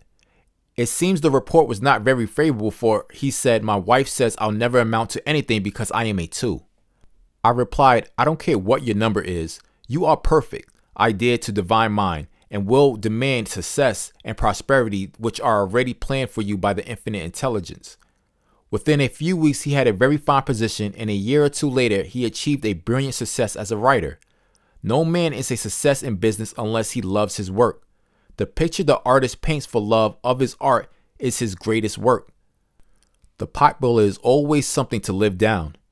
No man can attract money if he despises it. Many people are kept in poverty by saying, "Money means nothing to me, and I have a contempt for people who have it." This is the reason so many artists are poor. Their contempt for money separates them from it. I remember hearing one artist say of another, "He's no good as an artist, he must have money in the bank." The attitude of mind, of course, separates man from his supply. He must be in harmony with a thing in order to attract it. Money is God in manifestation, as freedom from want and limitation, but it must be always kept in circulation and put into right use. Hoarding and saving react with grim vengeance. This does not mean that man should not have house and lots, stocks and bonds, for the barns of the righteous man shall be full. It means man should not hoard even the principal if an occasion arises when money is necessary. In letting it go out fearlessly and cheerfully, he opens the way for more to come in, for God is man's unfailing and inexhaustible supply. This is the spiritual attitude towards money, and the great bank of the universal never fails. We see an example of hoarding in the film production of Greed. The woman won $5,000 in a lottery but would not spend it. She hoarded and saved, let her husband suffer and starve, and eventually she scrubbed floors for a living. She loved the money itself and put it above everything, and one night she was murdered and the money taken from her. This is an example of where love of money is the root of all evil. Money in itself is good and beneficial, but used for destructive purposes, hoarded and saved or considered more important than love, brings disease and disaster and the loss of money itself. Follow the path of love and all things are added, for God is love and God is supply. Follow the path of selfishness and greed and the supply vanishes or man is separated from it. For example, I knew the case of a very rich woman who hoarded her income. She really gave anything away, but bought and bought and bought things for herself. She was very fond of necklaces, and a friend once asked her how many she possessed. She replied, 67. She bought them and put them away, carefully wrapped in tissue paper. Had she used the necklaces, it would have been quite legitimate, but she was violating the law of use. Her closets were filled with clothes she never wore and jewels which never saw the light. The woman's arms were gradually becoming paralyzed from holding on to things, and eventually she was considered incapable of looking after her affairs, and her wealth was handed over to others to manage. So man, in ignorance of the law, brings about his own destruction. All disease, all unhappiness come from the violation of the law of love. Man's boomerangs of hate, resentment, and criticism come back laden with sickness and sorrow. Love seems almost a lost art, but the man with the knowledge of spiritual law knows it must be regained, for without it he has become as sounding brass and tinkling cymbals. For example, I had a student who came to me month after month to clean her consciousness of resentment. After a while, she arrived at the point where she resented only one woman, but that one woman kept her busy. Little by little, she became poised and harmonious, and one day all resentment was wiped out. She came in radiant and explained, "You can't understand how I feel. The woman said something to me, and instead of being furious, I was loving and kind, and she apologized and was perfectly lovely to me. No one can understand the marvelous lightness I feel within." Love and goodwill are invaluable in business. For example, a woman came to me complaining of her employer. She said she was cold and critical and knew she did not want her in the position. "Well," I replied, "salute the divinity in the woman and send her love." She said, "I can't. She's a marble woman." I answered, "You remember the story of the sculptor who asked for a certain piece of marble? He was asked why he wanted it, and he replied, because there is an angel in the marble, and out of it he produced a wonderful work of art." She said, "Very well, I'll try it." A week later, she came back and said, "I did what you told me to, and now the woman is very kind and took me out in her car." People are sometimes filled with remorse for having done someone an unkindness, perhaps years ago. If the wrong cannot be righted, its effect can be neutralized by doing someone a kindness in the present. The one thing I do, forgetting those things which are behind and reaching forth unto the things which are before. Sorrow, regret, and remorse tear down the cells of the body and poison the atmosphere of the individual. A woman said to me in deep sorrow, "Treat me to be happy and joyous, for my sorrow makes me so irritable with the members of my family that I keep making more calmer." I was asked to treat a woman who was mourning for her daughter. I denied all belief in loss or separation and affirmed that God was the woman's joy, love, and peace. The woman gained her poise at once, but sent word by her son not to treat any longer because she was so happy it was respectable. So mortal mind loves to hang on to griefs and regrets. I knew a woman who went about bragging of her troubles, so of course she always had something to brag about. The old idea was if a woman did not worry about her children, she was not a good mother. Now we know that mother fear is responsible for many of the diseases and accidents which come into the lives of children. For fear pictures vividly the disease or situation feared, and these pictures objectify if not neutralized. Happy is the mother who can say sincerely that she puts her child in God's hands and know therefore that he is divinely protected. For example, a woman awoke suddenly in the night feeling her brother was in great danger. Instead of giving into the fears, she commenced making statements of truth, saying, "Man is a perfect idea in divine mind and is always in the right place. Therefore, my brother is in his right place and is divinely protected." The next day, she found that her brother had been in close proximity to an explosion in a mine, but had miraculously escaped. So man is his brother's keeper in thought, and every man should know that the thing he loves dwells in the secret place of the Most High and abides under the shadow of the Almighty. There shall no evil befall thee, neither shall any plague come nigh thy dwelling. Perfect love casteth out fear. He that feareth is not made perfect in love, and love is the fulfilling of the law. Chapter 8. Intuition or Guidance. In all thy ways acknowledge him, and he shall direct thy paths. There is nothing too great of accomplishment for the man who knows the power of his word, and who follows his intuitive leads. By the word he starts in action unseen forces and can rebuild his body or remote his affairs. It is, therefore, of the utmost importance to choose the right words, and the student carefully selects the affirmation he wishes to catapult into the invisible. He knows that God is his supply and that there is a supply for every demand, and that his spoken word releases this supply. Ask and ye shall receive. Man must make the first move. Draw nigh to God and he will draw nigh to you. I have often been asked just how to make a demonstration. I reply, speak the word and then do not do anything until you get a definite lead. Demand the lead saying, "Infinite Spirit, reveal to me the way. Let me know if there's anything for me to do." The answer will come through intuition or hunch, a chance remark from someone, or a passage in a book, etc., etc. The answers are sometimes quite startling in their exactness. For example, a woman desired a large sum of money.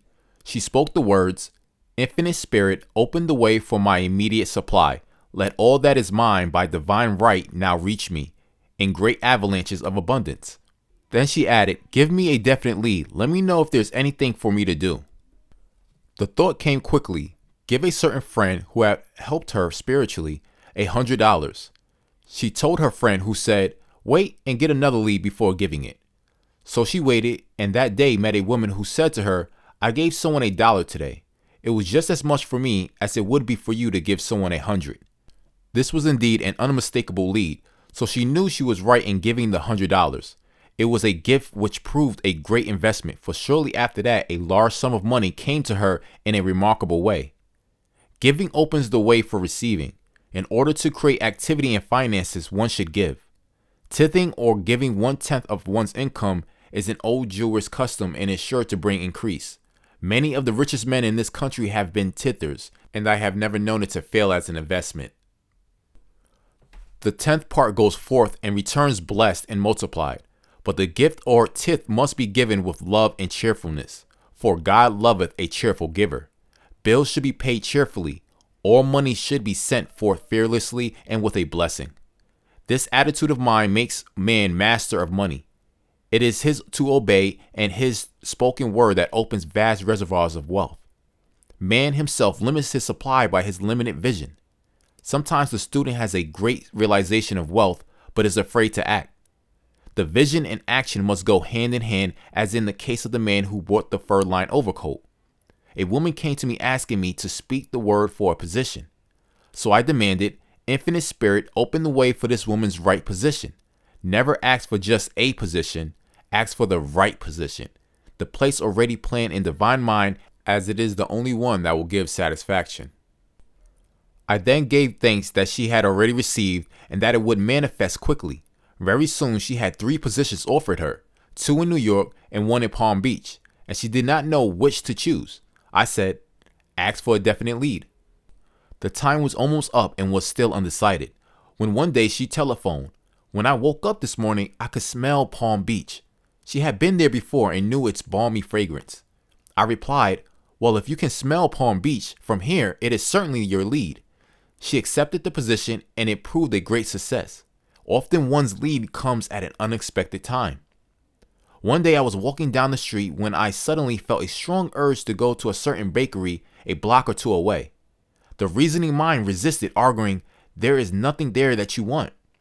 However, I had learned not to reason, so I went to the bakery, looked at everything, and there was certainly nothing there that I wanted. But coming out, I encountered a woman I had thought of often, and who was in great need of the help which I could give her.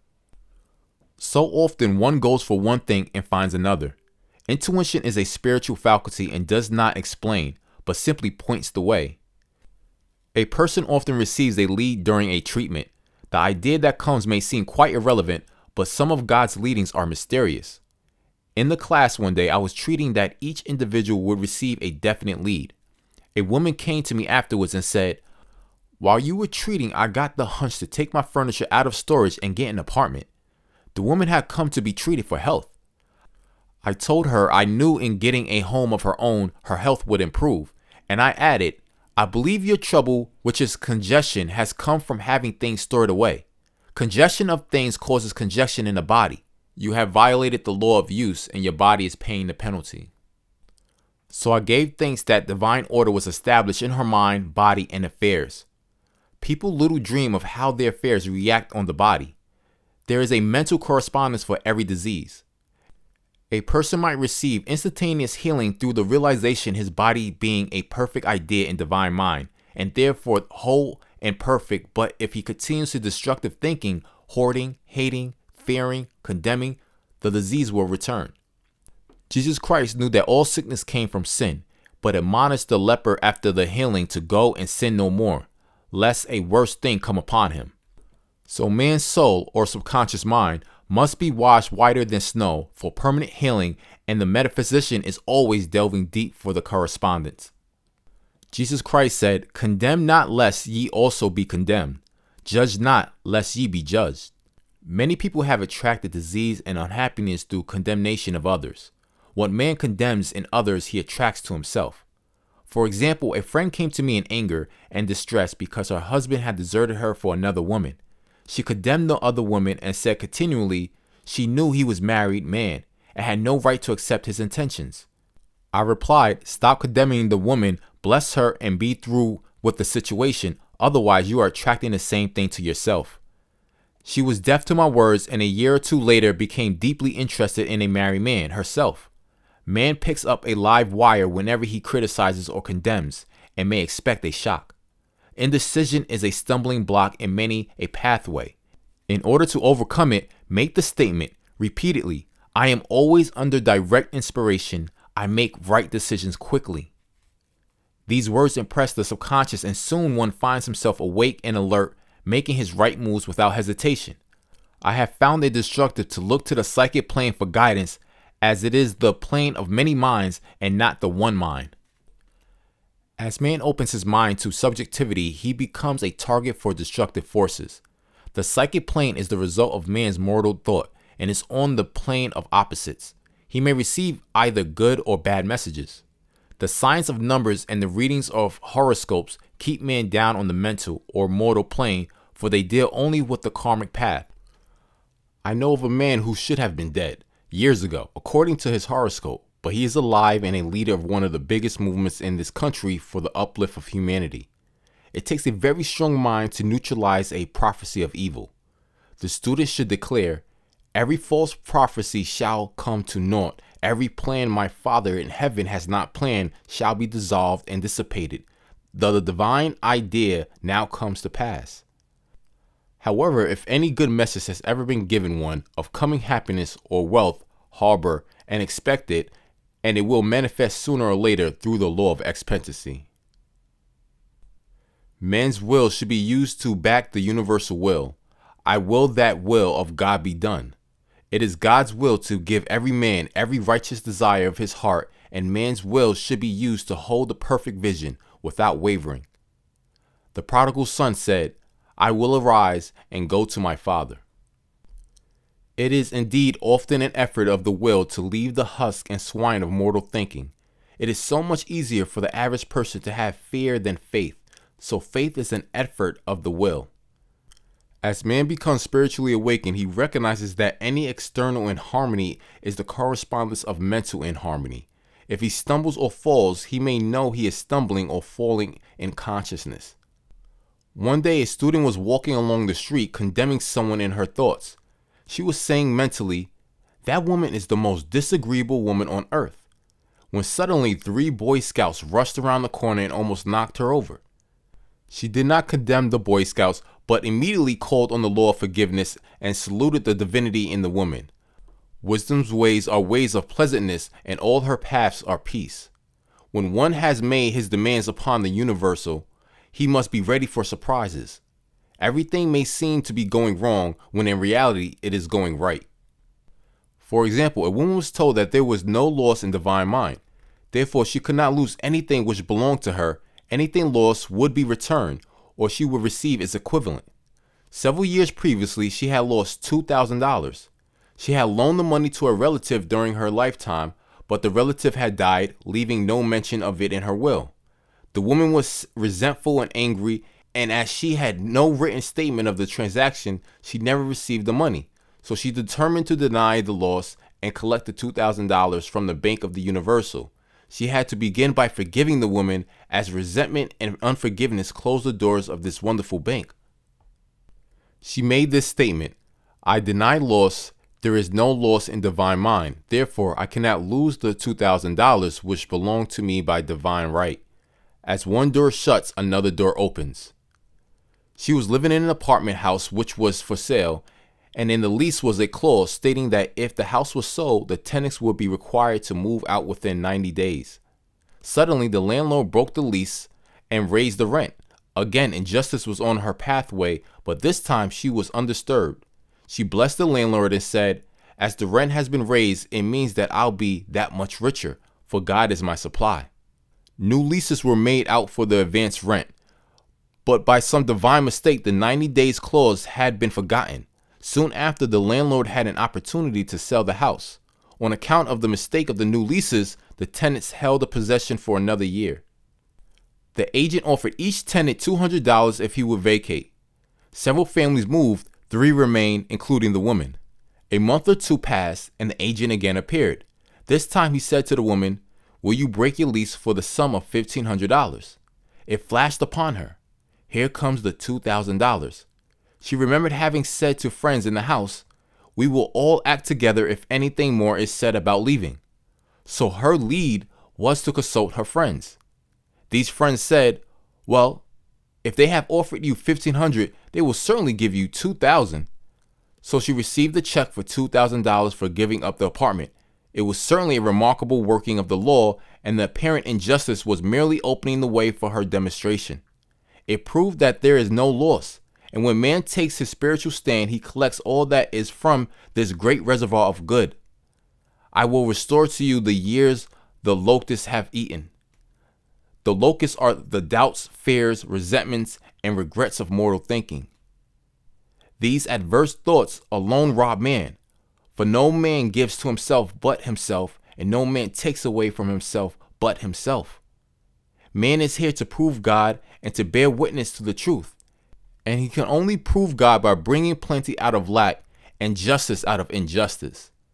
Prove me now, Hereth, saith the Lord of hosts, if I will not open you the windows of heaven and pour out a blessing, that there shall not be room enough to receive it. Chapter 9. Perfect Self-Expression or the Divine Design. No one can drive my bark astray nor change the tide of destiny. There is for each man perfect self-expression. There is a place which he is to fill and no one else can fill. Something which he is to do which no one else can do. It is his destiny.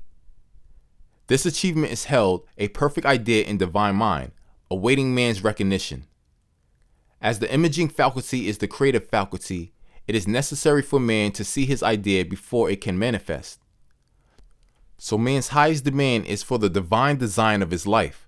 He may not have the faintest conception of what it is, for there is possibly some marvelous talent hidden deep within him. His demand should be, Infinite Spirit, open the way for the divine design of my life to manifest. Let the genius within me now be released.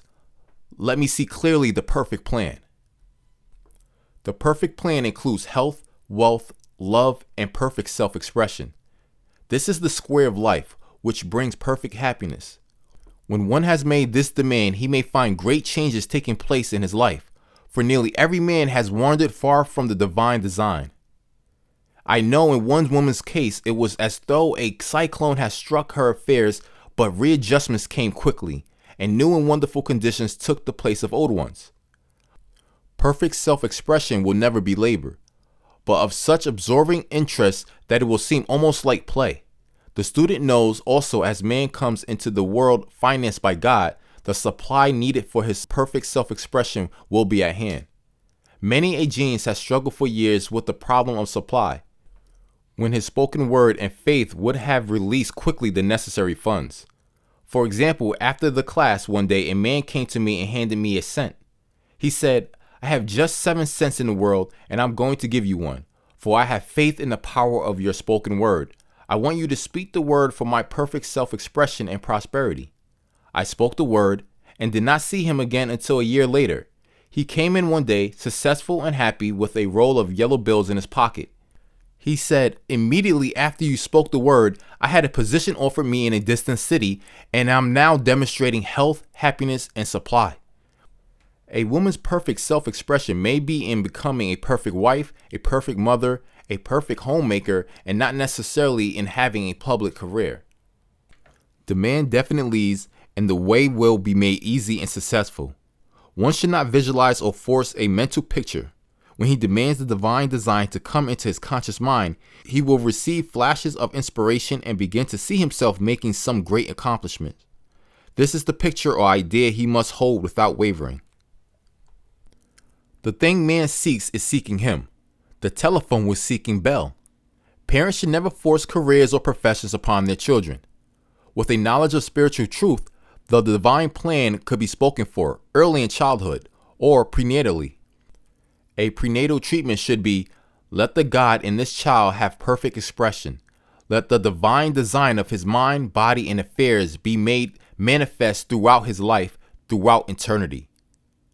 God's will be done, not man's. God's pattern, not man's pattern. is the command we find running through all the scriptures, and the Bible is a book dealing with the science of the mind. It is a book telling man how to release his soul or subconscious mind from bondage. The battles described are pictures of man's waging war against mortal thoughts. And man's foes shall be they of his own household. Every man is Jehoshaphat, and every man is David, who slays Goliath, mortal thinking, with the little white stone, faith. So man must be careful that he is not the wicked and slothful servant who buried his talent. There is a terrible penalty to be paid for not using one's ability. Often fear stands between man and his perfect self-expression. Stage fright has hampered many a genius. This may be overcome by the spoken word or treatment. The individual then loses all self-consciousness and feels simply that he has a channel for infinite intelligence to express itself through. He is under direct inspiration, fearless and confident, for he feels that it is the Father within him who does the work. A young boy came often to my class with his mother. He asked me to speak the word for his coming examination at school. I told him to make the statement, "I am one with infinite intelligence. I know everything I should know on this subject." He had an excellent knowledge of history, but was not sure of his arithmetic. I saw him afterwards, and he said, "I spoke the word for my arithmetic and passed with the highest honors, but thought I could depend on myself for history and got a very poor mark." Man often receives a setback when he is too sure of himself, which means he is trusting to his personality and not the Father within. Another one of my students gave me an example of this. She took an extended trip abroad one summer, visiting many countries where she was ignorant of the language. She was calling for guidance and protection every minute, and her affairs went smoothly and miraculously. Her luggage was never delayed nor lost. Accommodations were always ready for her at the best hotels, and she had perfect service wherever she went. She returned to New York. Knowing the language, she felt God was no longer necessary, so looked after her affairs in an ordinary manner. Everything went wrong. Her trunks were delayed amid inharmony and confusion. The student must form the habit of practicing the presence of God every minute. In all thy ways acknowledge him. Nothing is too small or too great. Sometimes an insignificant incident may be the turning point in a man's life. Robert Fulton, watching some boiling water simmering in a tea kettle, saw a steamboat. I have seen a student often keep back his demonstration through resistance or pointing the way. He pins his faith to one channel only and dictates just the way he desires the manifestation to come, which brings things to a standstill. My way, not your way, is the command of infinite intelligence. Like all power, be it steam or electricity, it must have a non-resistant engine or instrument to work through, and man is that engine or instrument. Over and over again, man is told to stand still. O Judah, fear not, but tomorrow go against them, for the Lord will be with you.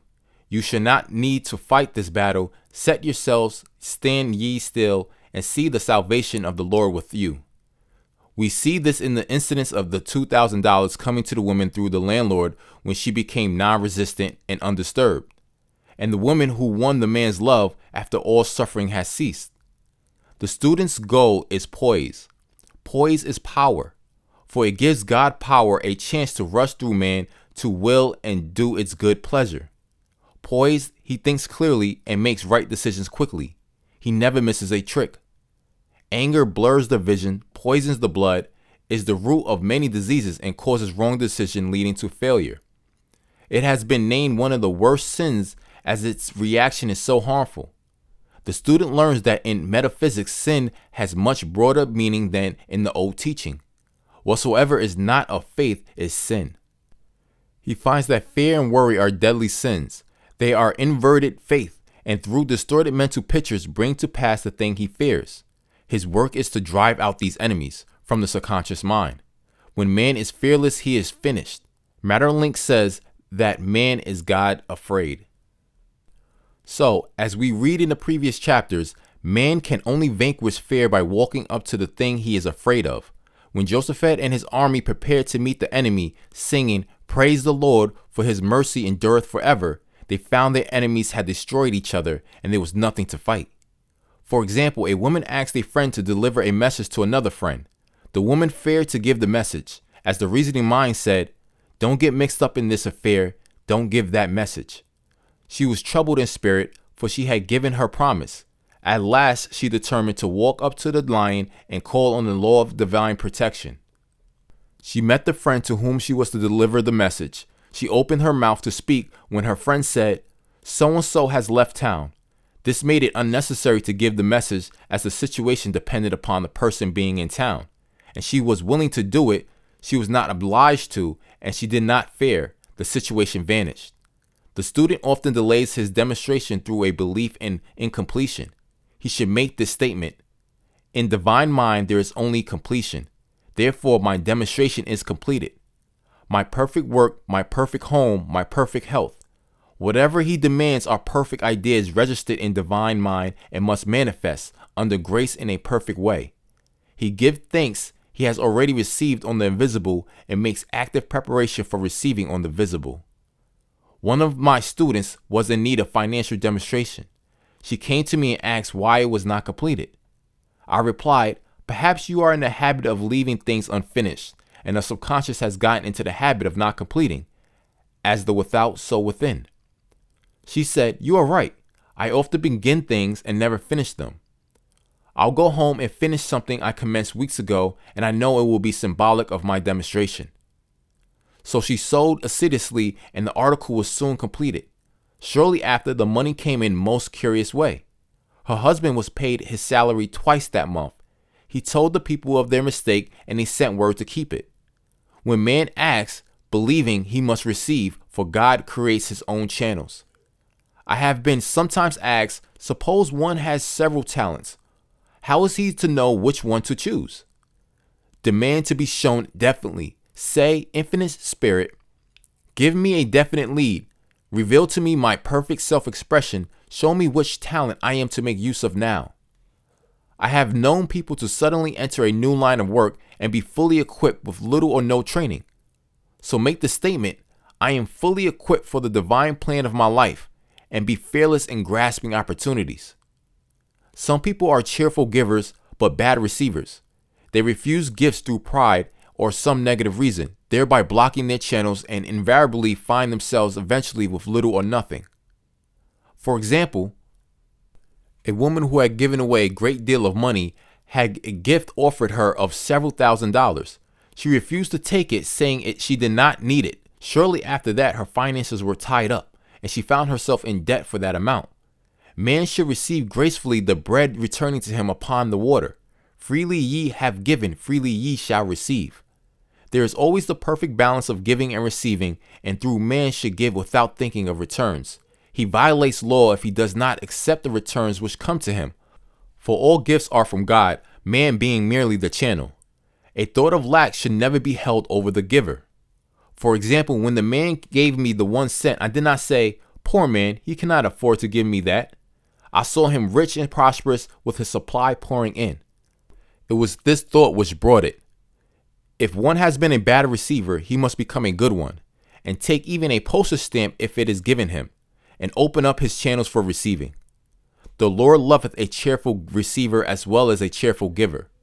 I have often been asked why one man is born rich and healthy and another poor and sick. Where there is an effect, there is always a cause. There is no such thing as chance. This question is answered through the law of reincarnation. Man goes through many births and deaths until he knows the truth which sets him free. He is drawn back to the earth plane through unsatisfied desire to pay his karmic debts or to fulfill his destiny. The man born rich and healthy has had pictures in his subconscious mind in his past life of health and riches, and the poor and sick man of disease and poverty. Man manifests on any plane the sum total of his subconscious beliefs. However, birth and death are man-made laws, for the wages of sin is death. The atomic fall in consciousness through the belief in two powers. The real man, spiritual man, is birthless and deathless. He never was born and has never died. As he was in the beginning, he is now and ever shall be. So through the truth, man is set free from the law of karma, sin and death, and manifests the man made in his image and likeness. Man's freedom comes through fulfilling his destiny, bringing into manifestation the divine design of his life. His Lord will say unto him, Well done, thou good and faithful servant. Thou hast been faithful over a few things. I will make thee ruler over many things, death itself. Enter thou into the joy of thy Lord, eternal life. Chapter 10. Denials and Affirmations. Thou shalt also decree a thing, and it shall be established unto thee. All the good that is made to manifest in man's life is already an accomplished fact in divine mind, and is released through man's recognition or spoken word, so he must be careful to decree that only the divine idea be made to manifest, for often he decrees through his idle words failure or misfortune. It is therefore of the utmost importance to word one's demands correctly as stated in previous chapter. If one desires a home, friend, position, or any other good thing, make the demand for the divine selection. For example, Infinite Spirit, open the way for my right home, my right friend, my right position. I give thanks it now manifests under grace in a perfect way. The latter part of the statement is most important. For example, I knew a woman who demanded $1,000. Her daughter was injured and they received $1,000 indemnity, so it did not come in a perfect way. The demand should have been worded in this way. Infinite Spirit, I give thanks that $1,000, which is mine by divine right, is now released and reaches me under grace in a perfect way. As one grows in a financial consciousness, he should demand that the enormous sums of money which are his by divine right reach him under grace and in perfect ways. It is impossible for man to release more than he thinks is possible, for one is bound by the limited expectancies of the subconscious. He must enlarge his expectancies in order to receive in a large way. Man so often limits himself in his demands. For example, a student made the demand for $600 by a certain date. He did receive it, but heard afterwards that he came very near receiving $1,000, but he was given just $600 as the result of his spoken word. They limited the Holy One of Israel. Wealth is a matter of consciousness. The French have a legend giving an example of this. A poor man was walking along the road when he met a traveler who stopped him and said, "My good friend, I see you are poor. Take this gold nugget, sell it, and you will be rich all your days." The man was overjoyed at his good fortune and took the nugget home. He immediately found work and became so prosperous that he did not sell the nugget. Years passed and he became a very rich man. One day he met a poor man on the road. He stopped him and said, "My good friend, I will give you this gold nugget, which if you sell will make you rich for life."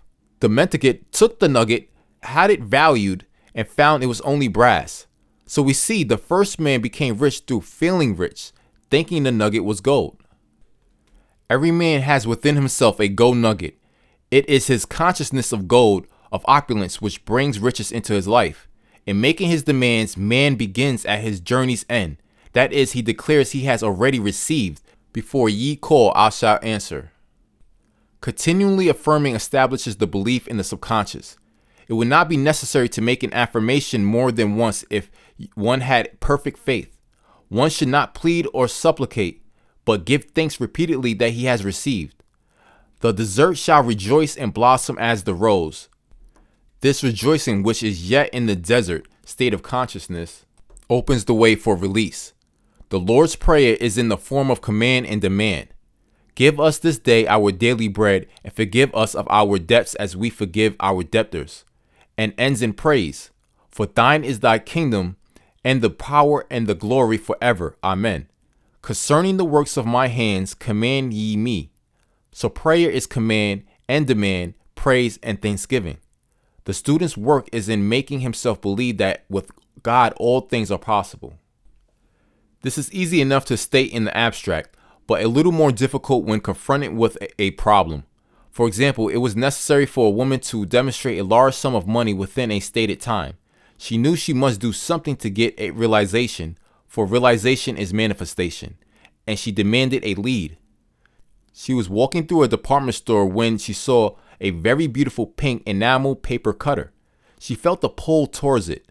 The thought came, I haven't a paper cutter good enough to open letters containing large checks. So she brought the paper cutter, which the reasoning mind would have called extravagant.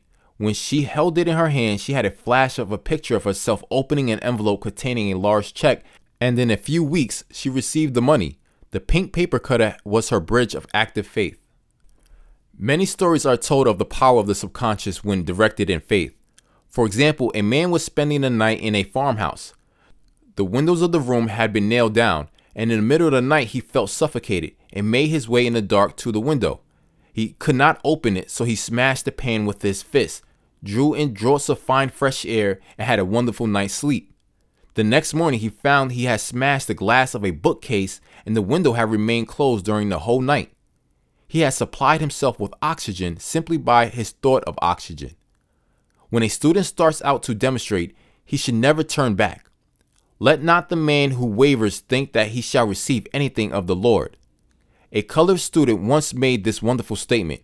When I ask the Father for anything, I put my foot down and I says, Father, I will take nothing less than I've asked for, but more. So man should never compromise. Having done all, stand. This is sometimes the most difficult time of demonstration. The temptation comes to give up, to turn back, to compromise. He also serves who only stands and waits. Demonstrations often come at the 11th hour because man then lets go, that is, stops reasoning, and infinite intelligence has a chance to work. Man's dreary desires are answered drearily, and his impatient desires long delayed or violently fulfilled. For example, a woman asked me why it was she was constantly losing or breaking her glasses. We found she often said to herself and others with vexation, I wish I could get rid of my glasses. So her impatient desire was violently fulfilled. What she should have demanded was perfect eyesight, but she registered in the subconscious was simply the impatient desire to be rid of her glasses, so they were continually being broken or lost. Two attitudes of mind cause loss. Depreciation, as in the case of the woman who did not appreciate her husband, or fear of loss, which makes a picture of loss in the subconscious. When a student is able to let go of his problem, cast his burden, he will have instantaneous manifestation. For example, a woman was out during a very stormy day and her umbrella was blown inside out. She was about to make a call on some people whom she had never met, and she did not want to make her first appearance with a dilapidated umbrella. She could not throw it away as it did not belong to her. So in desperation, she explained, "Oh God, you take charge of this umbrella. I don't know what to do." A moment later, a voice behind her said, "Lady, do you want your umbrella mended?" There stood an umbrella mender. She replied, "Indeed I do." The man mended the umbrella while she went into the house to pay her call, and when she returned, she had a good umbrella. So there is always an umbrella mender at hand on man's pathway when one puts the umbrella or situation in God's hands. One should always follow a denial with an affirmation. For example, I was called on the phone late one night to treat a man whom I had never seen. He was apparently very ill. I made the statement, I deny this appearance of disease. It is unreal, therefore cannot register in his consciousness. This man is a perfect idea in divine mind, pure substances expressing perfection. There is no time or space in divine mind. Therefore, the word reaches instantly its destination and does not return void. I have treated patients in Europe and have found that the result was instantaneous.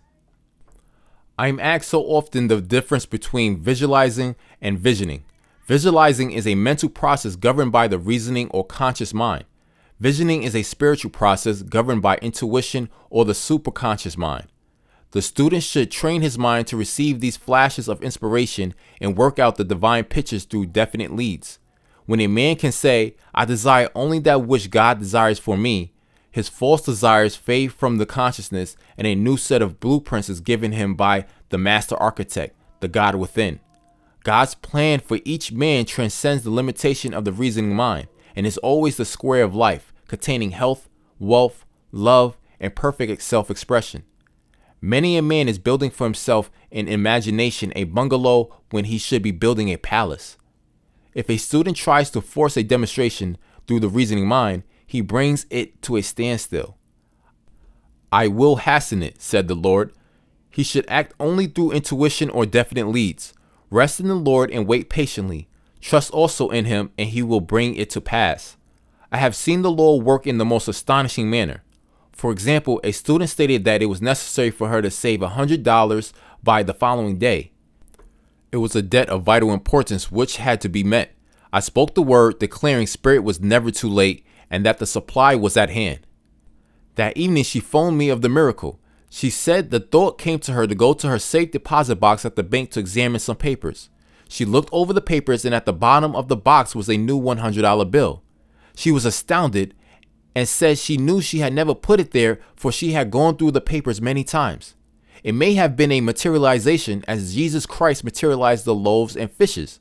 Man will reach the stage where his word is made flesh or materialized instantly.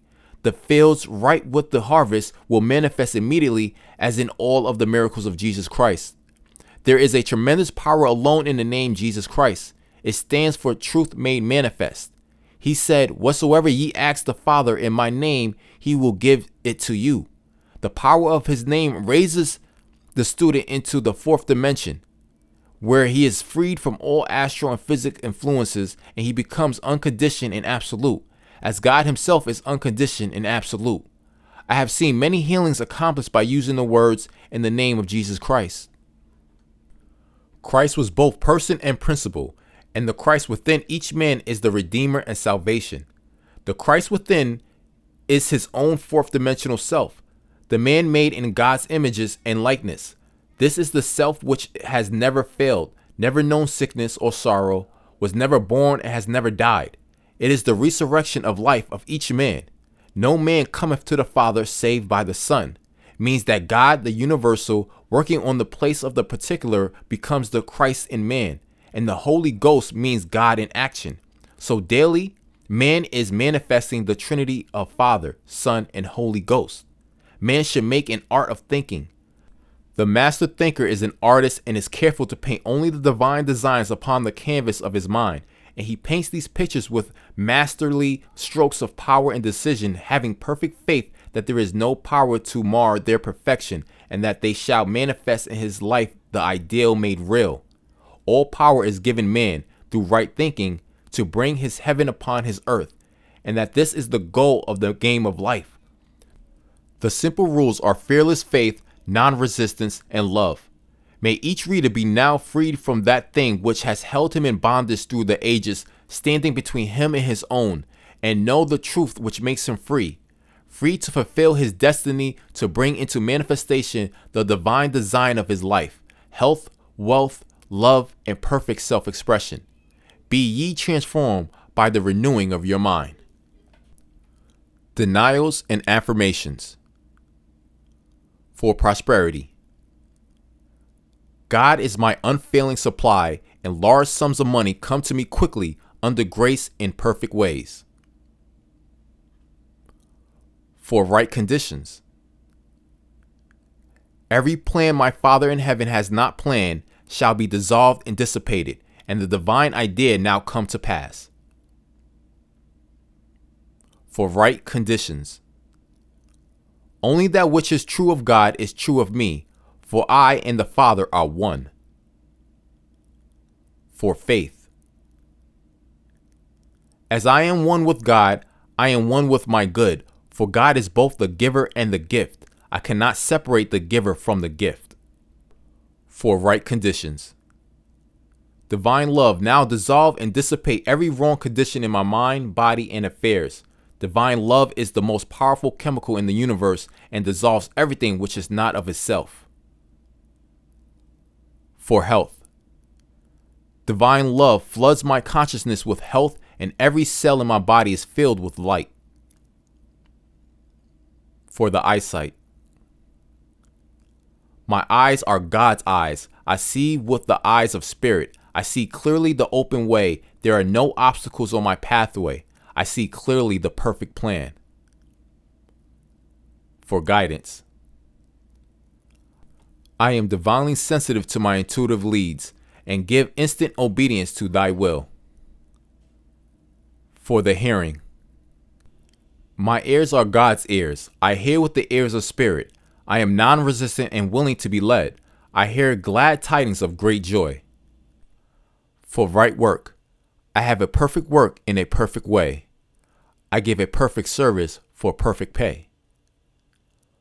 For freedom from all bondage. I cast his burden on the Christ within, and I go free. The end.